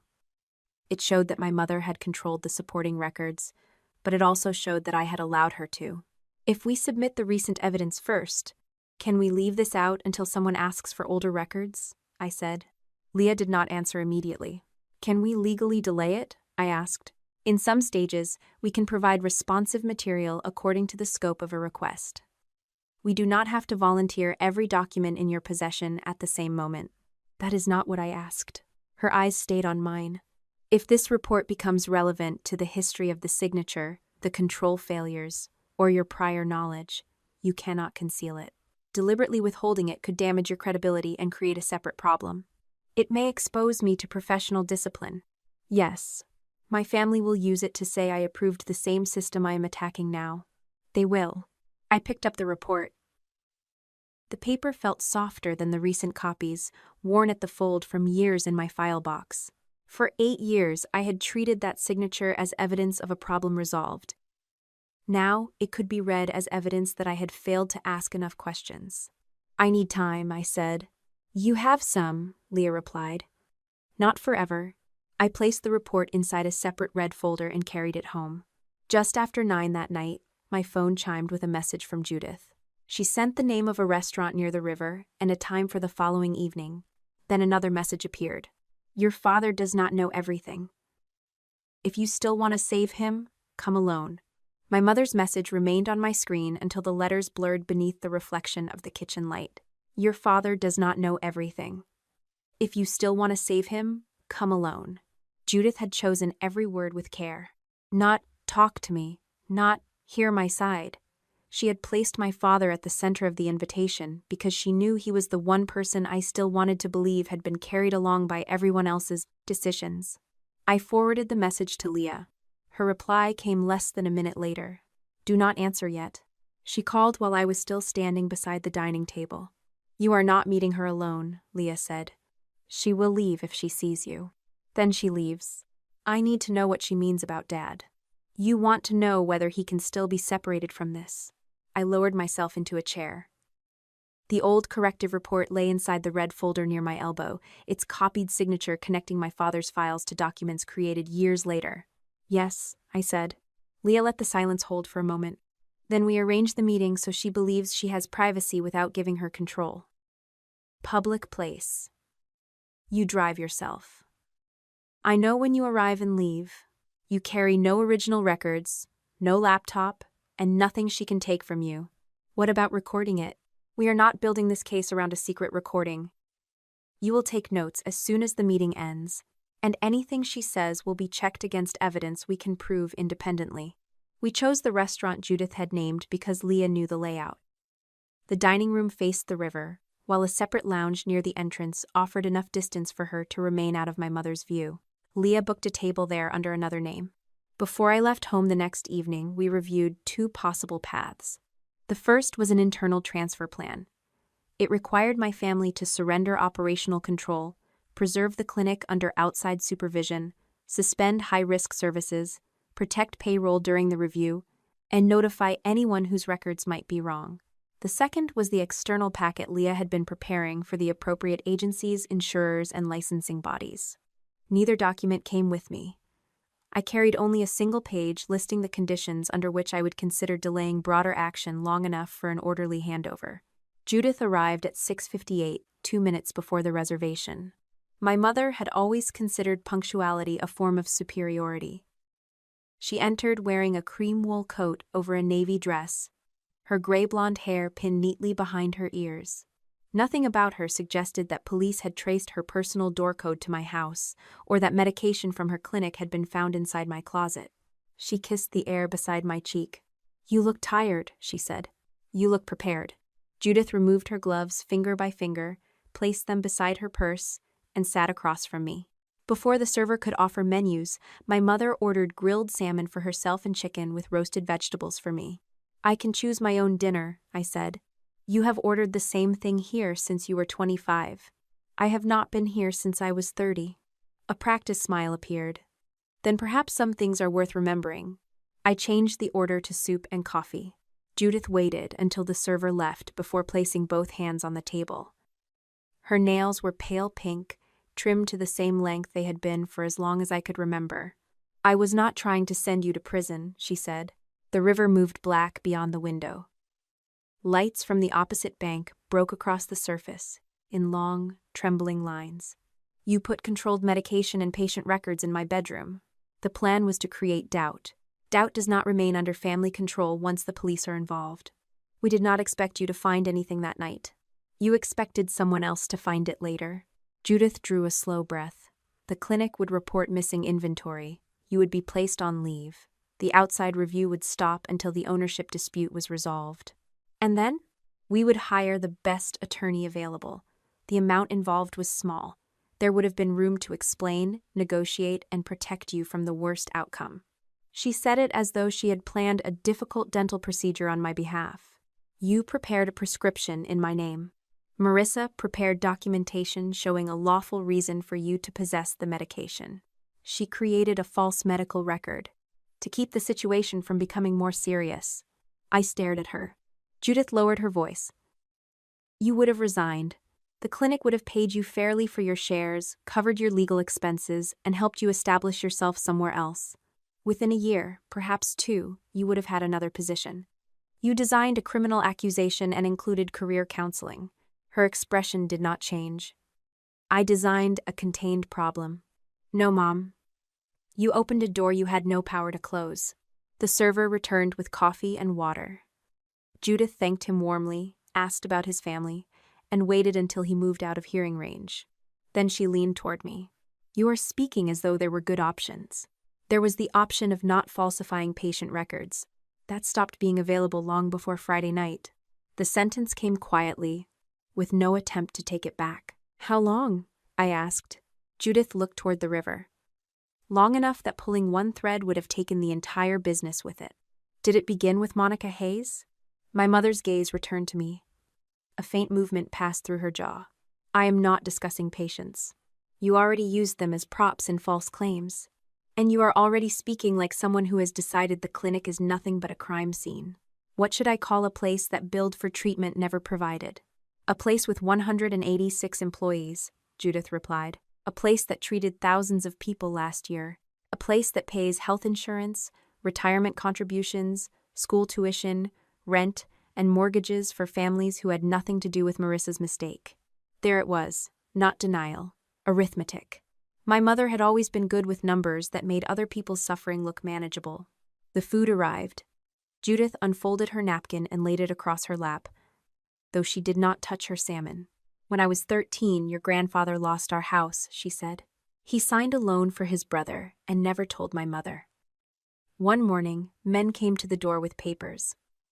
By the end of the month, we were sleeping in my aunt's basement. I had heard pieces of the story, though never from Judith in one sitting. My mother asked relatives for money," she continued. "People who had eaten at our table began speaking to her as though poverty were a disease she might spread. I watched her thank them for leftovers. I watched her apologize for taking up space. The fingers around her water glass tightened. I promised myself I would never stand in anyone's kitchen and beg to remain in my own home. Your father built the medical practice, but I built the business around it. Every contract, every new location, every relationship in this city came through these hands." She lifted one hand slightly, then rested it again on the table. "The clinic is not only a company, Natalie. It is proof that what happened to my mother did not happen to me, and that proof mattered more than what happened to Monica. I did not know the full extent of her complication until later, but once you knew, you changed records. I protected what could still be protected." Whom? Judith's eyes sharpened. Your father is 68. His health is not what he tells you it is. Marissa is a doctor. Her license is the center of her life, and the clinic depends on her name with patients. You, on the other hand, can walk into another company tomorrow and make yourself necessary before lunch. The coffee cup warmed my palms. So that is why you chose me. You were the only choice that left a future for everyone. You mean a future for everyone except me? My mother's voice softened. I chose you because you are the only one strong enough to survive it. For a moment, I heard rain striking the windows of our first house and remembered Judith sitting on the floor beside my bed during a thunderstorm. The woman across from me had once kept a flashlight under my pillow because I was afraid of the dark. Now she was explaining that my strength made me the safest person to destroy. I was not stronger, I said. I was more convenient. Call it what you like. You would have recovered. You do not get to measure how much of my life I can afford to lose. Judith picked up her fork, cut a piece of salmon, then placed it back on the plate without eating it. We can still settle this, she said. You resign voluntarily. We purchase your shares above valuation. Marissa steps away from procedures for several months, while a compliance firm reviews the records. We correct what can be corrected and refund questionable claims without causing panic. Which compliance firm? I have names. Firms that work for you. Firms that understand businesses cannot survive if every error becomes a public hanging. I took the folded page from my purse and placed it between us. These are my conditions. Judith read them without moving anything except her eyes. Marissa would stop practicing pending an independent clinical review. Judith would surrender all administrative access. Thomas and the board would make voluntary disclosures. An outside monitor would control the data, medication, inventory, and patient notification process. Any patient whose chart had been changed would be told. Payroll and patient transfers would be protected through a supervised transition fund. By the time she reached the bottom, my mother's mouth had flattened. This is not a transfer, she said. This is surrender. It keeps the clinic operating while removing the people who corrupted it. It destroys our name. It protects the employees you keep using as an argument. No one will lend money to us under outside supervision. Insurers will suspend contracts. Patients will leave. Some will. Others can be transferred safely. You make it sound so clean. It will not be clean. Then why pretend this saves anyone? Because your proposal saves control. Mine saves what can still operate without lying. Judith pushed the page back toward me. You have always mistaken rules for morality, and you have mistaken survival for permission. Her gaze moved past my shoulder. I did not turn to see whether Leah was visible from the lounge. Instead, my mother opened her purse and removed a thin envelope. Inside were 4 family photographs. One showed Christmas at my parents' house. Marissa stood beside Thomas near the tree, while Judith held a wrapped gift. I appeared at the far edge, half turned toward the dining room with a stack of plates in my hands. In another, taken at the first clinic's anniversary, my parents and sister faced the camera beneath a banner. Only my shoulder appeared beside Marissa because I had stepped away to help an employee whose child had fallen near the entrance. The third showed a summer barbecue. Everyone else sat at the table. I stood behind them, holding the serving bowl. Judith placed the final photograph on top. The 4 of us stood on the front steps of our childhood home. I was 11, and Marissa was 7. My mother's hands rested on our shoulders. You are going to erase all of this, she said. No. I am refusing to let it erase what you did. Your father has a heart condition. He has mild arrhythmia. I know because I drove him to the cardiologist. Stress makes it worse. So does committing fraud. Marissa may never practice again. That decision belongs to the licensing board after they see the records. 186 employees may lose their insurance. That is why I proposed a transition fund. With what money? The family assets, officer insurance, and whatever remains after restitution. Judith's chair moved back an inch. You would take our home. I did not put your home at risk. You did. For the first time that evening, something unsteady passed across her face. It lasted less than a second. Then the calm returned. I gathered the photographs and placed them back inside the envelope. I will not agree to your terms. You have not sent the packet yet. It was not a question. No. then some part of you understands what this will do. I understand enough to look for a way that protects employees and patients. That does not mean I will protect you. Judith folded my conditions once, then again. Talk to your father before Leah sends anything. Why? Because he does not know every step Marissa and I took. I studied her face. Did he know about the suspension plan? Yes. Did he know you were going into my house? He knew evidence would be found there. The restaurant sounds seemed to recede. Glasses touched tabletops. A child laughed near the entrance. Water pressed softly against the river wall outside. What did Dad give you? I asked. Judith looked down at the photographs. The original scan of your signature. My hand stopped beside my coffee cup. He kept the old report in the governance file, she continued. I needed a clean copy. And he provided it. What did you tell him it was for? That we needed to show you had approved the controls before your review began. He knew it would be placed on a recent report. He understood what was being threatened. That is not an answer. It is the only one that matters. I stood and put the folded page back into my purse. Judith looked up at me. You came because you still want him to be innocent. I came to find out whether you believed your own excuses. And? You do. I left enough cash to cover my coffee and soup, though I had barely touched either. Leah rose from the lounge as I reached the entrance, but she waited until we were outside before speaking. The evening air carried the smell of wet pavement and the river. I wrote down everything Judith had said while the words were fresh, separating direct statements from my own conclusions. At home, 2 folders waited on the dining table. One contained the internal transition plan that might preserve jobs if my family surrendered control. The other contained the reporting packet that could end the Blake name on every clinic door. I still had not authorized Leah to send either one. Instead, I opened my contacts and stared at my father's number. Judith had given me one last reason to believe Thomas might still choose differently once I placed the truth in front of him. I called Leah and told her I wanted to meet him. Leah opposed the meeting with my father for 3 days. Your mother already told you he supplied the signature, she said. You are not going there to collect information. I need to hear what he knew. You need him to tell you Judith acted without his full consent. Her words struck closer than I wanted to admit. I closed the red folder on her desk and looked through the window at the rain sliding down the glass. If he is willing to accept an independent monitor, we can protect the employees without waiting for the clinic to collapse under investigations, I said. And if he refuses, then I stop wondering. Leah removed her glasses and placed them beside her legal pad. You are allowed to speak with your father. I am advising you not to confuse a family conversation with a safe negotiation.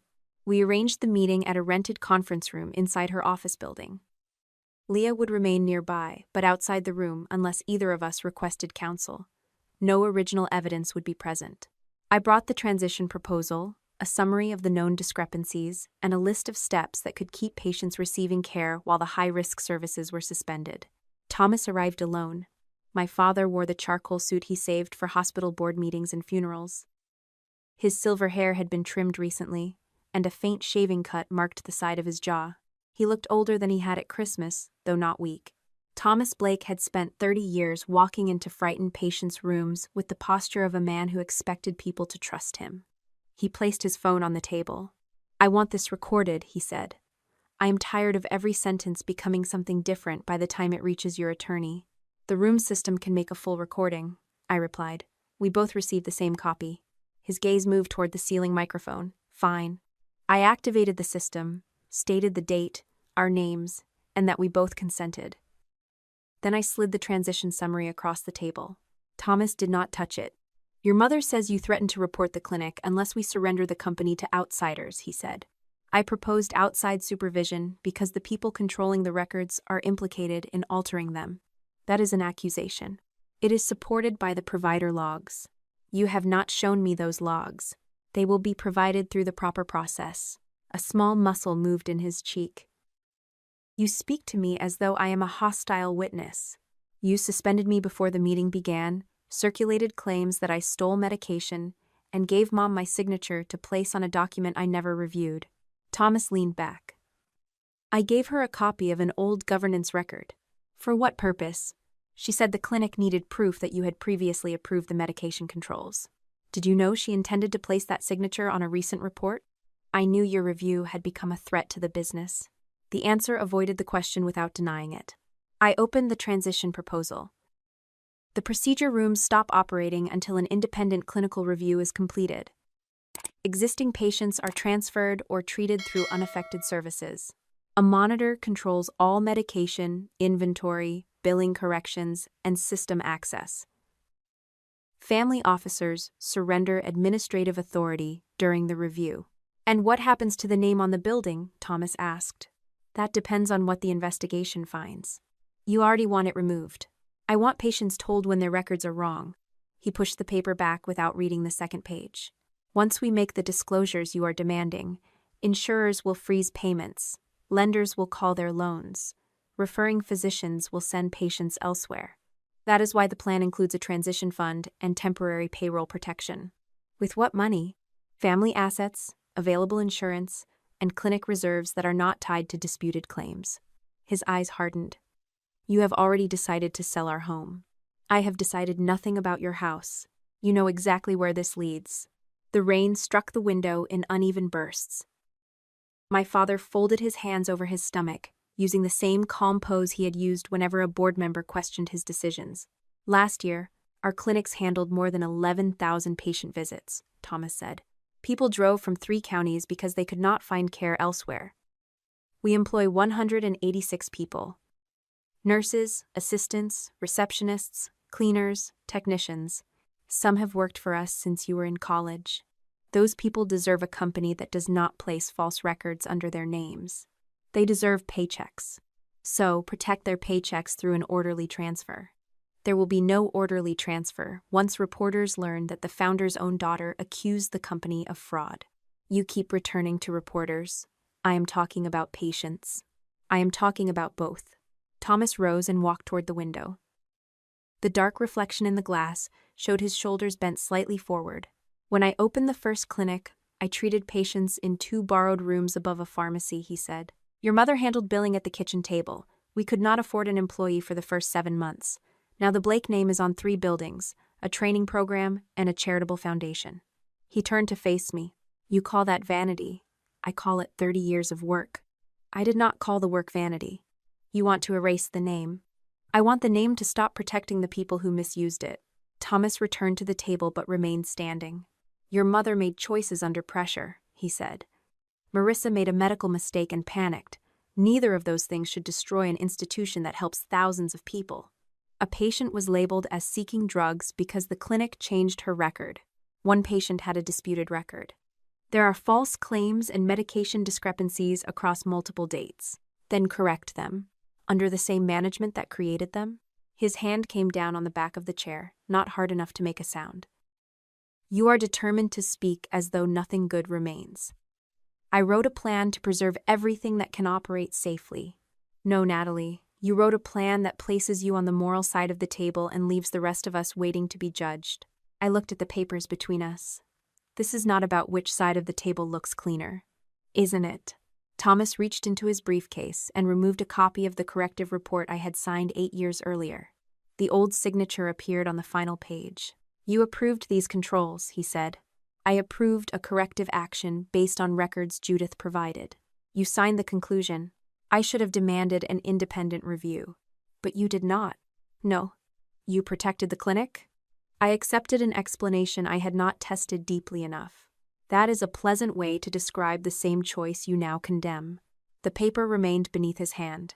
You knew an outside review might damage the business, Thomas continued. You knew employees could lose jobs. You made the decision every responsible officer eventually makes. You balanced the facts against the harm. I made a mistake. You benefited from that mistake. Your salary, your ownership interest, your house, your professional standing, all of it grew beside this company. My house was purchased with my earnings. Earnings paid by the business you now call corrupt. The word caught under my ribs. I did not call 30 years of work corrupt. You are preparing to hand it to people who will. I drew a breath and looked toward the ceiling microphone. The recording light remained green. You used my past failure to manufacture recent approvals, I said. That is not balancing harm. That is creating a false record. Your mother believed you would force a public investigation before we understood the scope. She entered my home. I did not ask her for the details. You knew evidence would be placed there. I knew she intended to create a reason to delay your audit, and you chose not to ask how. Thomas sat again. His voice dropped. One person can recover from an accusation. A community does not recover after a medical center closes. The sentence was almost gentle. You believed I could recover from being accused of stealing drugs and patient files? You have skills, resources, a lawyer. You are stronger than Marissa. Then Mom gave you the same excuse she gave me. No one wanted you imprisoned.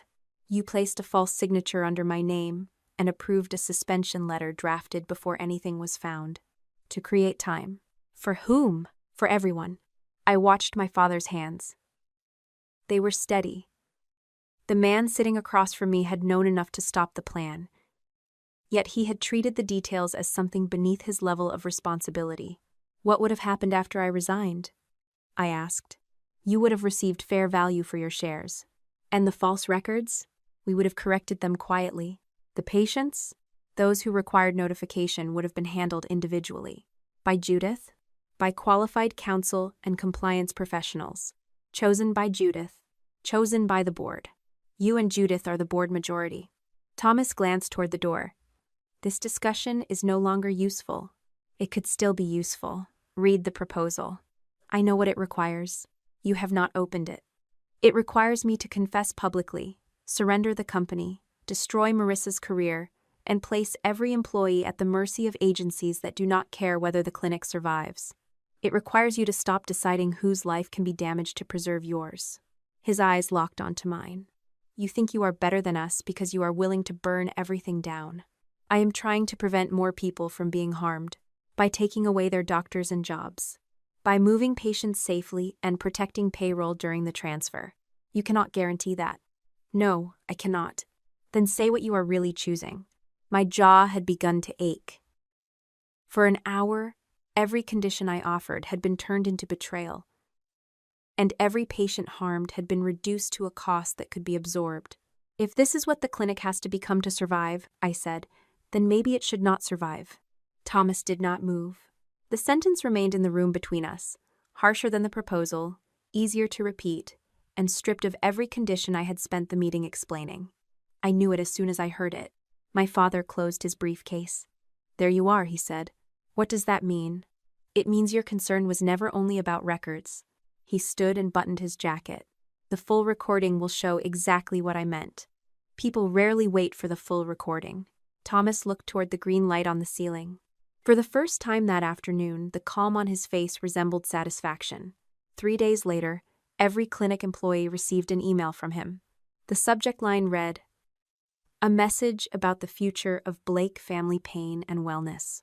Thomas wrote that he had attempted to resolve the family dispute privately, but I had rejected every reasonable option.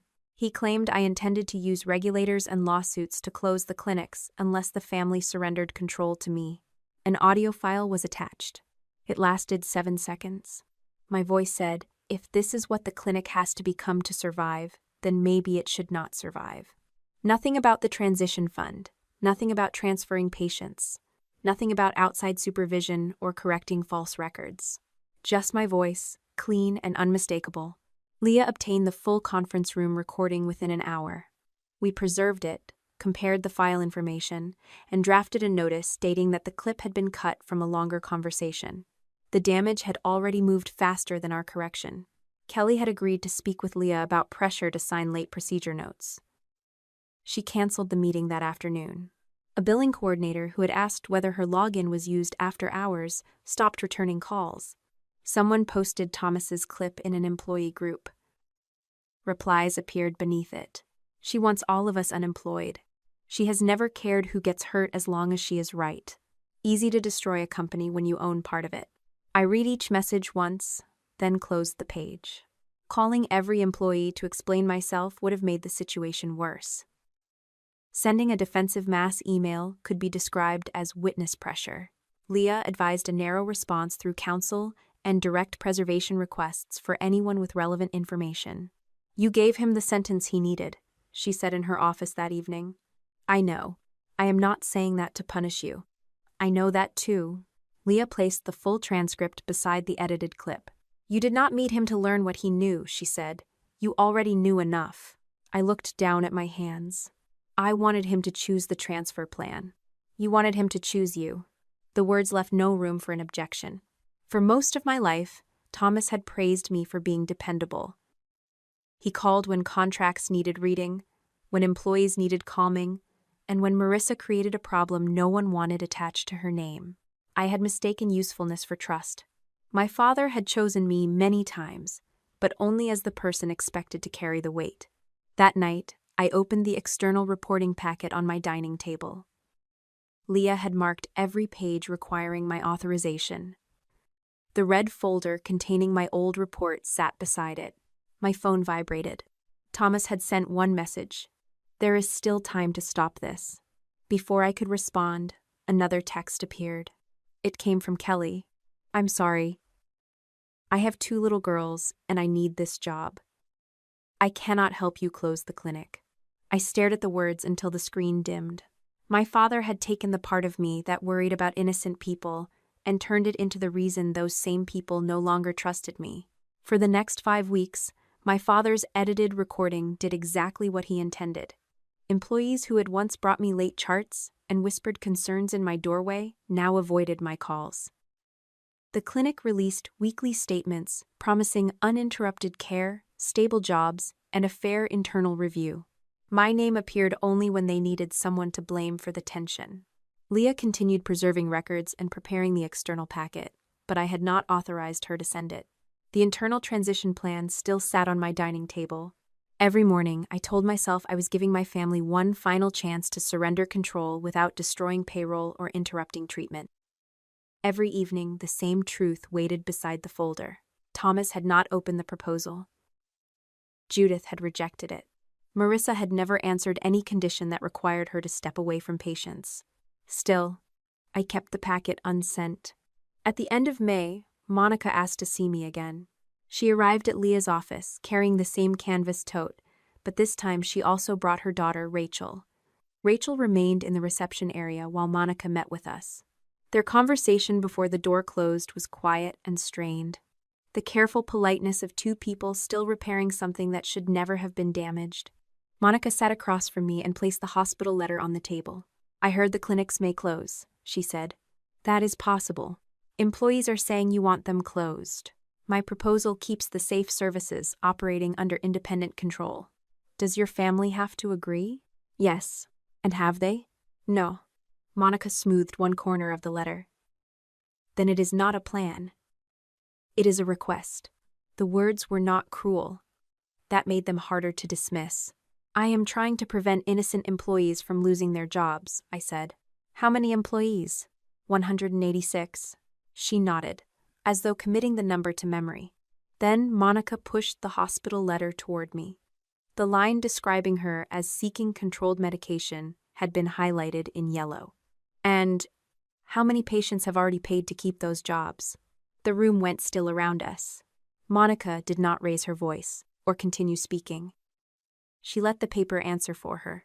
I looked at the highlighted sentence, then at the funeral program, proving she had been in Georgia while our clinic billed for treating her. Her daughter had searched her medicine cabinet. Doctors had questioned her pain. An insurer had paid a false claim under a record carrying my family's name. I had been counting what might happen if the truth came out. Monica had been living with what happened because it had not. I do not know how many, I said. That is the problem. Yes, she sat back. I am not asking you to punish your family for me. I am asking whether anyone is going to correct my record before the next doctor decides I am lying. The internal plan requires full patient notification and corrections. If they cooperate. Yes. And if they do not? I looked at the packet on Leah's side of the table. Then the decision has to leave their hands. Monica picked up the letter and returned it to her envelope. That is all I came to ask. Before leaving, she paused beside my chair. Your employees did not create those records, she said, but neither did the patients. After she left, Leah closed the conference room door. You do not need to decide this minute, she said. I have been saying that for weeks. You are waiting for a version of the choice that did not hurt anyone. There is no such version. No. I stared at the empty chair where Monica had been sitting. Schedule Diane. Diane arrived the following morning with her original notebook sealed inside a clear document sleeve. Her attorney had reviewed the copying process, and she was prepared to provide a statement about the inventory changes, her warnings, and her termination. Before signing anything, she looked at the red folder beside my hand. "Is that the old report?" she asked. "Yes. Are you giving it to them?" "I have not decided how it will be submitted." Diane pushed the unsigned statement away. "Then I am not signing mine." Leah folded her hands. "Tell us what concerns you." "I spent 3 years being described as dishonest because this family controlled the official story," Diane said.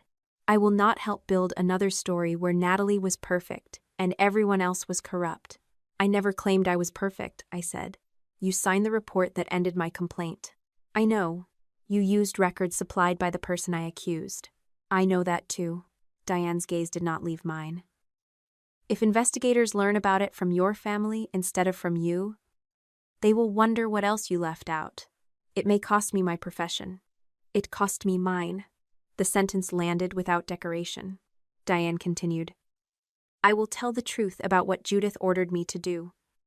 I will also tell them that I warned you and you did not look far enough. Both things happened.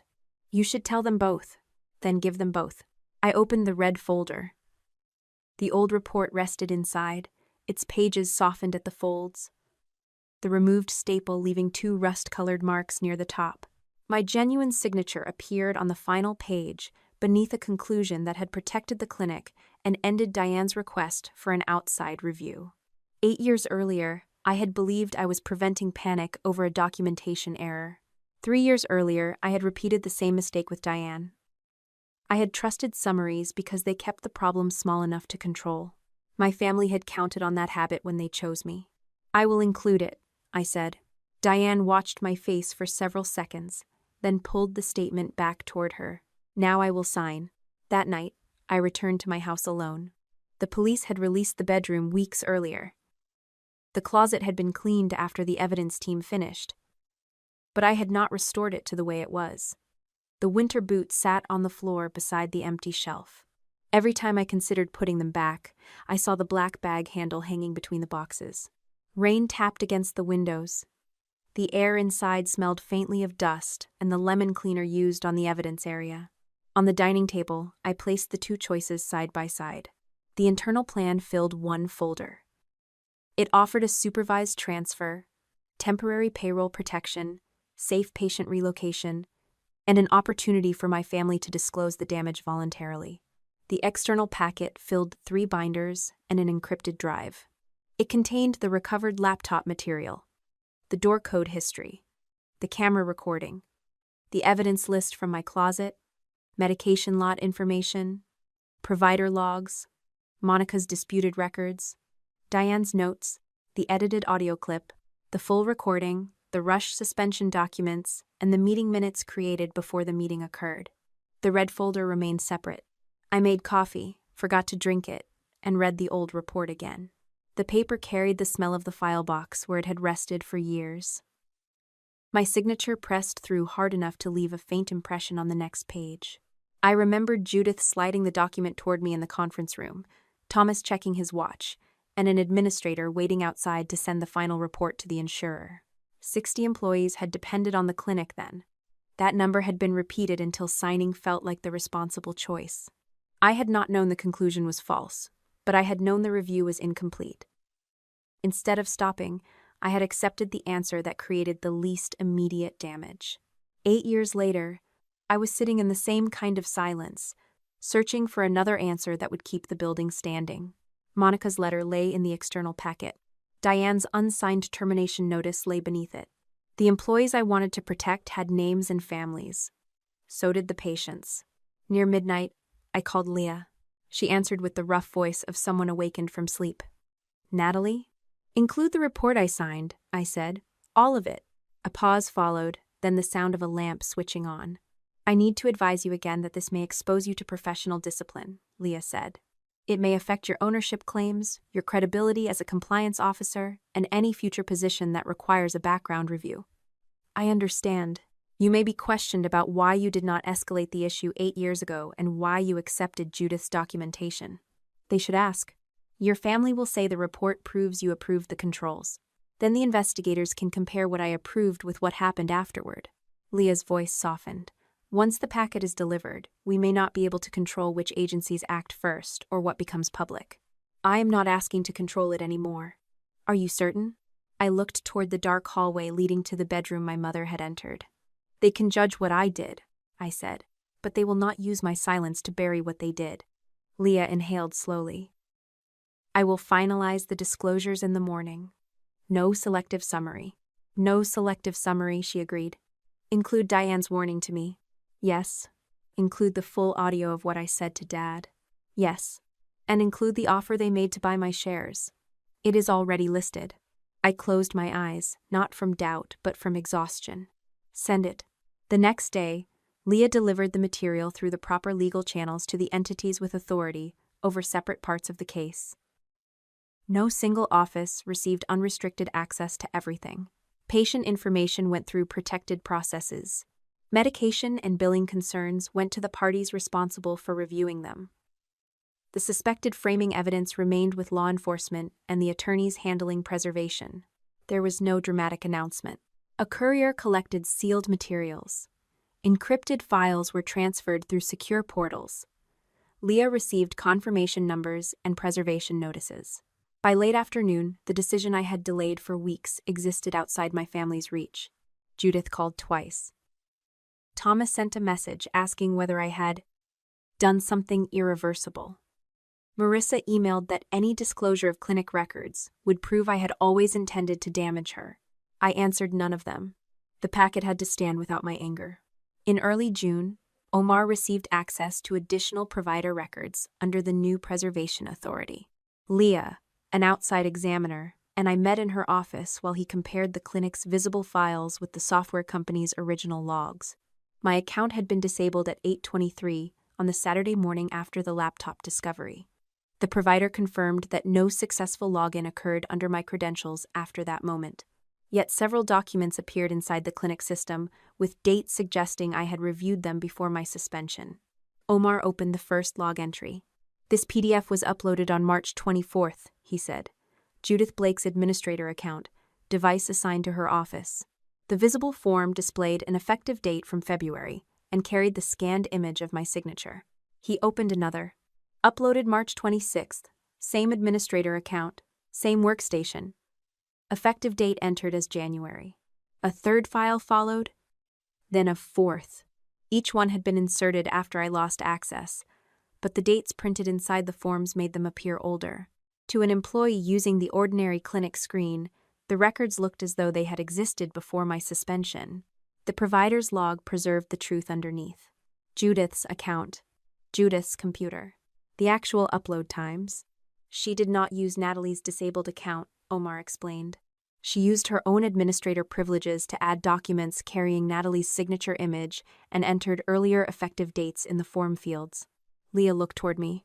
That distinction matters. It did more than protect the logic of the system. It proved someone continued constructing a history under my name, after removing my ability to enter the system at all.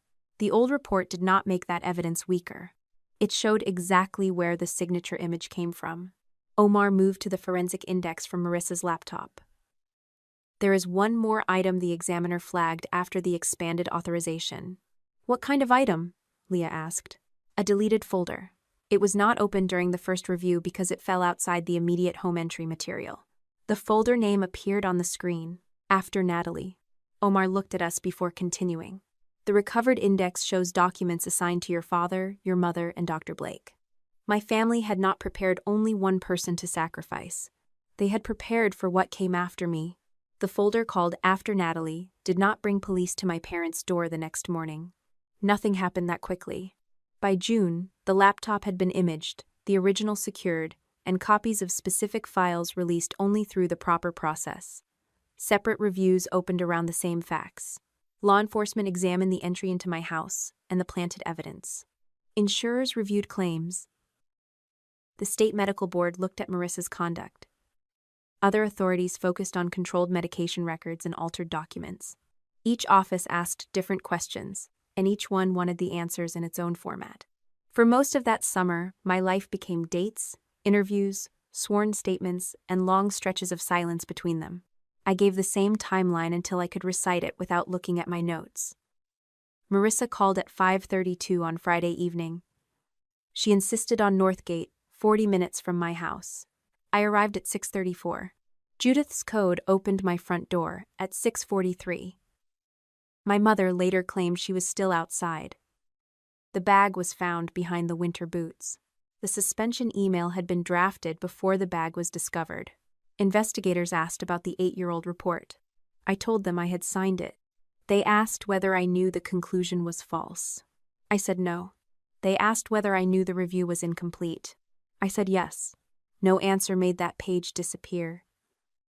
It became part of the record beside everything my family had done afterward.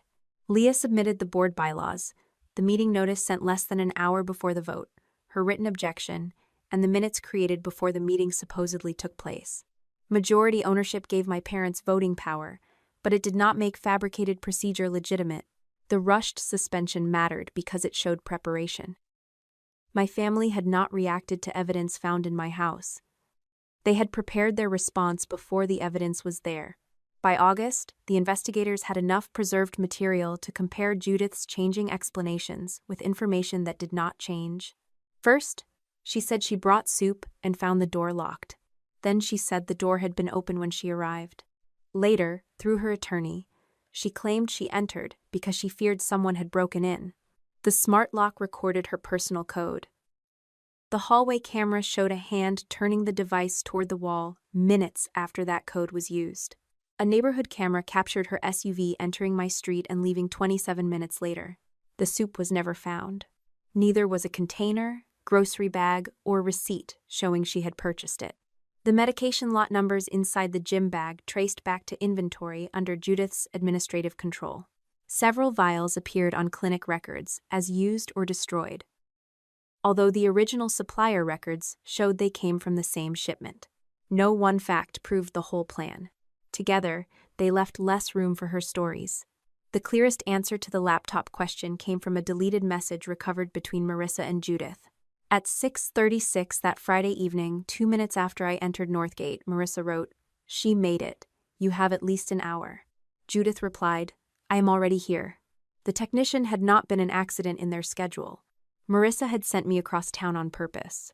She believed the deleted files were gone, and she believed keeping me in a repair shop would give our mother time to enter my house, move the camera, place the bag, and leave before I returned. Her plan failed for the same reason she had dismissed my work for years. She understood what appeared on a screen. She did not understand what remained underneath it. The message also explained why Marissa kept asking whether I had arrived. Her concern had never been the damaged presentation. She had been tracking the amount of time Judith had inside my home. In September, the outside software provider completed a comparison between the weekly archive and the clinic's active records. The changes did not appear all at once. They had been added in layers. An early copy of Monica's chart described her pain after the procedure and noted that she denied taking additional medication. A later version added language, suggesting inconsistent reporting. Another version referred to prior medication administrations that did not appear in the original record. The billing history changed too. Claims were added, descriptions revised, and supporting forms uploaded after the dates printed inside them. Judith's administrator account appeared again and again. Her office computer uploaded reconciliation reports after my suspension. The forms displayed earlier effective dates and carried the image of my handwritten signature. The provider log preserved the actual upload time, the account used, and the device that sent each file. The signature image matched the 8-year-old report down to the broken line in the first letter and the faint dot near the bottom. People do not reproduce the same pen skip in the same place across years of handwritten signatures. It was one scanned image, copied repeatedly. My family had argued that I manufactured concerns after becoming angry with Marissa. The archived records showed that the documents supporting their defense had been added after they locked me out. They had built evidence beneath my name while I had no working credentials. Then the examiner opened the folder labeled, "After Natalie." At first, the contents looked like drafts from a public relations firm. Statements, talking points, and incomplete letters sat inside folders bearing family initials. The deeper the examiner went, the clearer Judith's backup plan became. One draft described Thomas as an aging founder who had failed to supervise his wife and younger daughter. It suggested he no longer understood the daily business and had approved documents without reading them. Another described Marissa as exhausted, emotionally unstable, and acting alone after a difficult patient outcome. That version presented Judith as a mother who discovered the misconduct too late. A third set of files involved asset transfers. Property interests, consulting payments, and proposed accounts had been organized, so Judith could claim certain funds were separate from clinic operations. She had prepared to protect herself after using me. She had also prepared to sacrifice Marissa and Thomas if sacrificing me did not work. The folder did not turn my family against one another. It showed that they had never truly stood together. Marissa's attorney requested copies of messages Judith had sent about changing records. Thomas's attorney produced board emails showing that Judith controlled daily operations. Judith's legal team claimed Marissa had begun altering charts before anyone else knew. Each person tried to reduce a personal role. Each person supplied another piece of the larger picture. Thomas turned over an email in which he warned Judith that Marissa's late chart entries could threaten the clinic. He meant the message to show that he had objected. Instead, it proved he knew about the problem months before my suspension. Marissa provided instructions Judith sent about which inventory totals needed to match billing reports. She hoped to show that our mother directed her. The messages also showed that Marissa understood the figures were false. Judith produced financial records intended to place responsibility on Thomas as chairman. Those records connected disputed payments to accounts the family had previously denied existed. I did not enjoy watching them accuse one another. For months, they had insisted that loyalty required silence. Once silence stopped protecting them, loyalty disappeared. Diane gave her statement in October. She brought the original notebook and answered questions about the missing inventory, the altered destruction forms, and the warning I failed to pursue. She did not improve my role to make me useful to her case. Natalie reviewed what Judith gave her, Diane said during one recorded interview. She should have gone outside that chain. She didn't. But she also did not order me to change the numbers. Judith did. That distinction mattered because it was true. Monica gave permission for investigators to review the relevant portions of her records. Her funeral program and travel receipts proved she was in Georgia, on the day our clinic billed for treating her.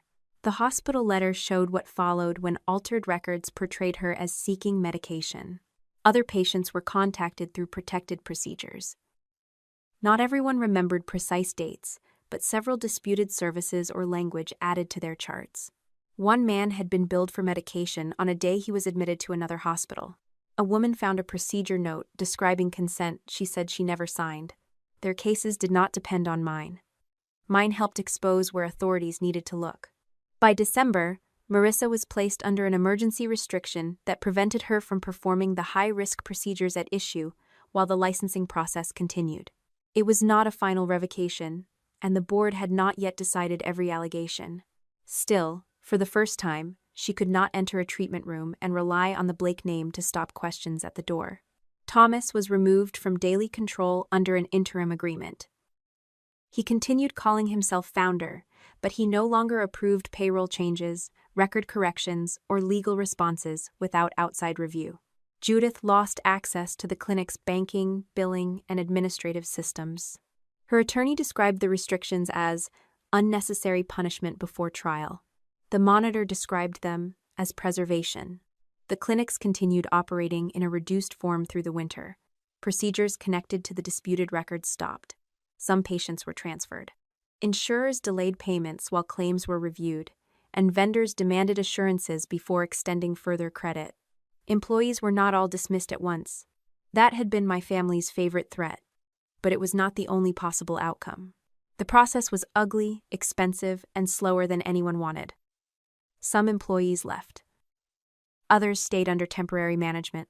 Patients received notices explaining that certain records were being reviewed and that treatment could be transferred without additional administrative fees. Kelly contacted Leah in January. She did not apologize for refusing to help earlier.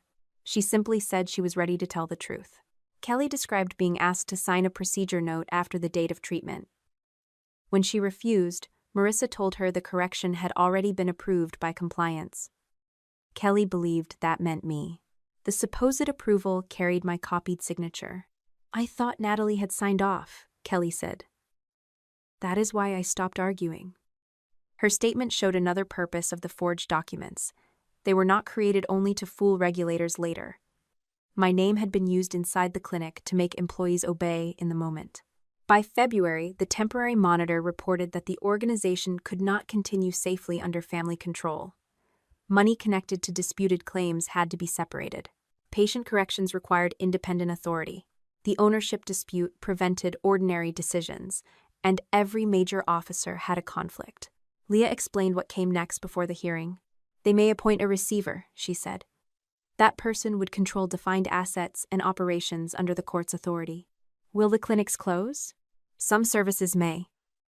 The remaining operations could continue long enough to transfer patients, protect records, pay employees, and determine what can survive. Will my parents still own their shares? Ownership and control are different questions. They may retain claims to whatever remains, but they will not direct the receiver.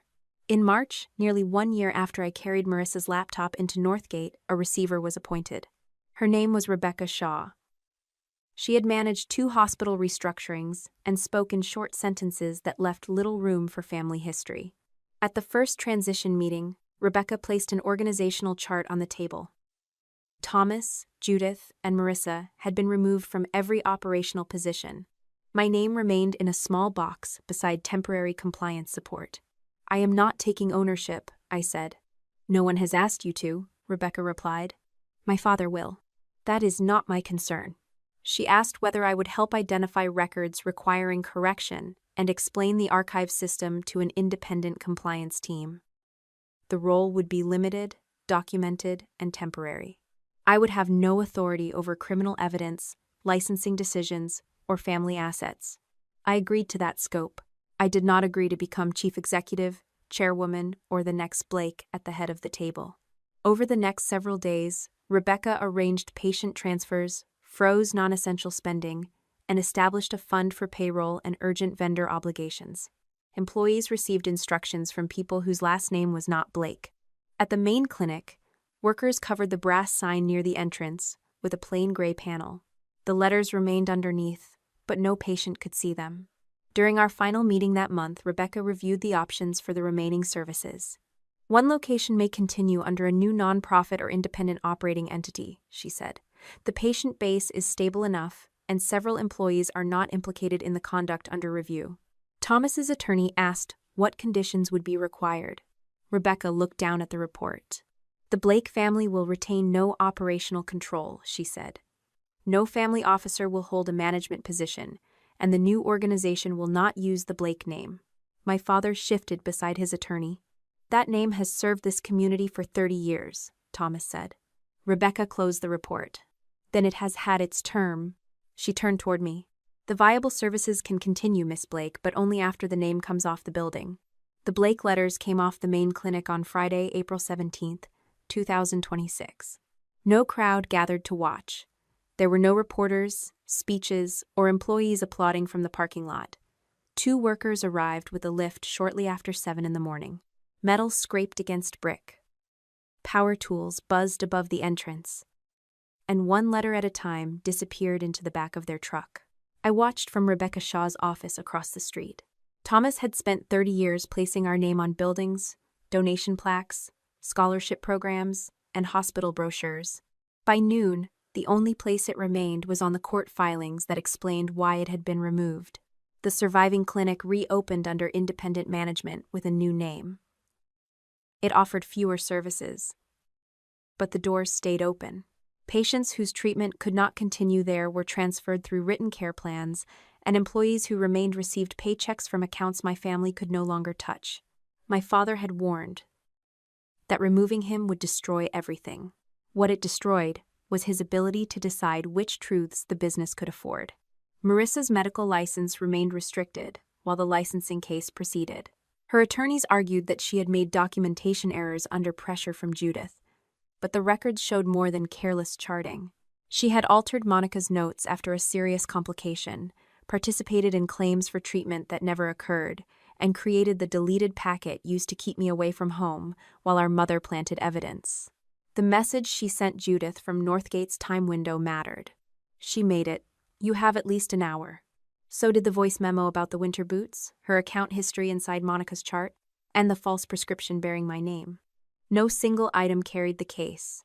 Together, they left Marissa with no believable way to describe herself as an innocent doctor obeying an overbearing mother. She eventually entered a plea covering record fraud, conspiracy connected to the evidence placed in my home, and related conduct. The final terms included restitution, supervision after release, and restrictions tied to the use of protected medical information. The medical board completed its own process and revoked her license. That decision wounded her more deeply than the criminal case. Marissa had introduced herself as Dr. Blake since the day she graduated from medical school. The title opened doors before she reached them. It made donors listen, patients trust her, and our parents arrange every family photograph around her white coat. By June, the foundation removed her biography from its website. 2 awards were withdrawn. Organizations that once used her face in fundraising materials issued short statements saying she no longer represented them. Her last message to me arrived through Leah because direct contact had been restricted. "Natalie always wanted my life. She found a way to take it." I read the sentence once. Marissa still believed my refusal to carry her guilt meant I had stolen something from her. She never wrote Monica's name. She never mentioned the medication placed in my closet or the employees who had been told my forged signature approved their work. I did not answer. Judith's case carried the heaviest consequences because the evidence placed her at the center of the planning. Her code opened my door, her sleeve covered the hallway camera. Medication under her control appeared in the bag. Her administrator account uploaded false records after my access had been disabled, and her files showed an attempt to shift assets before the claims reached them. The After Natalie folder damaged her final defense more than she expected. Judith had spent months saying every choice had been made to hold the family together. Yet she had prepared statements, blaming Thomas for failing to supervise the company and describing Marissa as an unstable physician acting alone. She had protected only one person in every version: herself. My mother accepted an agreement that included a term of incarceration, restitution obligations, and the loss of any administrative role in a medical business. The court considered her age and lack of prior convictions.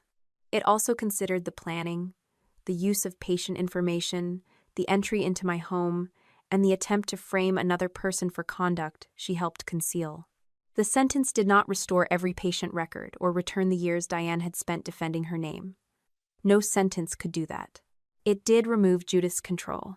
The family house was sold because it secured business obligations and because the remaining assets had to answer for restitution, administrative costs, and civil claims.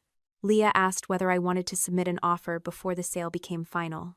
I said no. That house contained birthday dinners, Christmas mornings, and the kitchen table where my mother once helped me with algebra. It also contained the office where she organized files used to falsify records. Buying it would not preserve the first set of memories or erase the second. I requested 1 box of photographs that belonged to me. The receiver approved it after confirming the contents held no business documents. Everything else went with the house.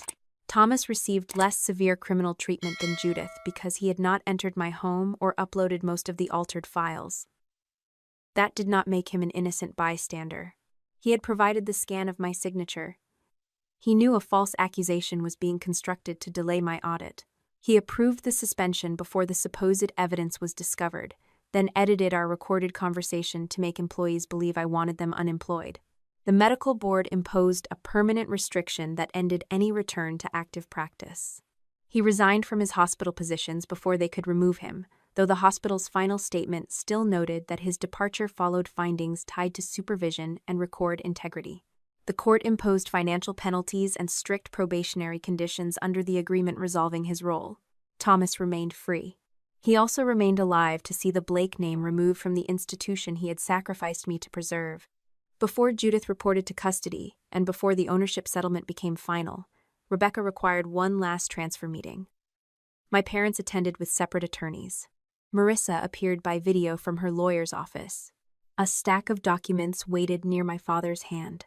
Thomas pushed them toward me as soon as Rebecca finished reviewing the receiver's plan. The remaining operation needs continuity, he said. You know the systems better than anyone. Take our ownership interests and rebuild it properly. I did not touch the papers. You spent a year telling people I wanted the clinic destroyed, I said. I was trying to protect it.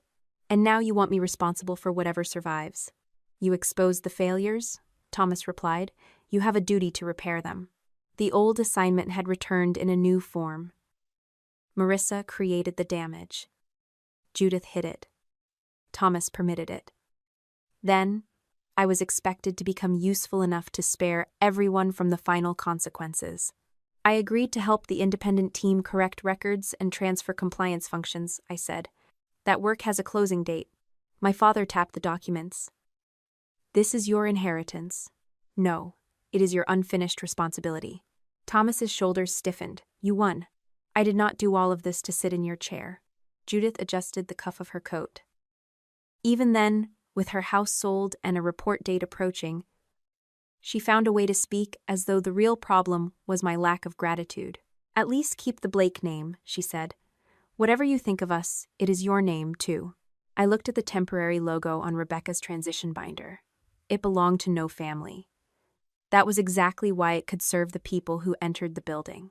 It is my name, I said. It is no longer their shield. Rebecca pulled the ownership papers back toward her. The receiver sold or transferred the viable services under court supervision.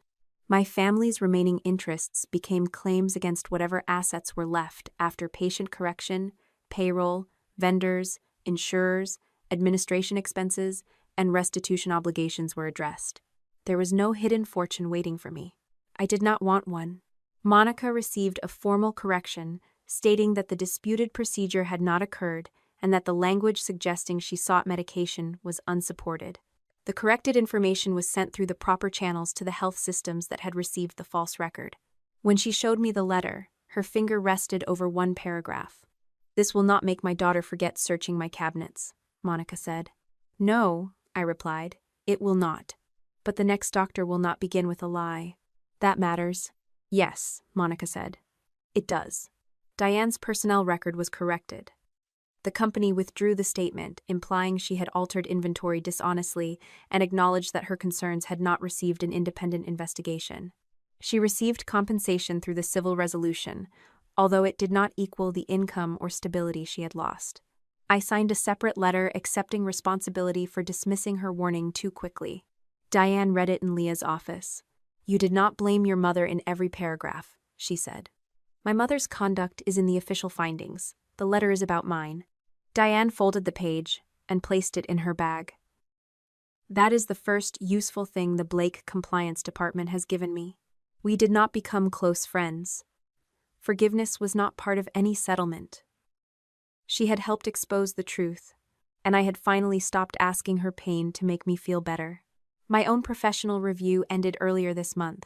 The panel found no evidence that I participated in the recent falsification, billing conduct, or plan against me.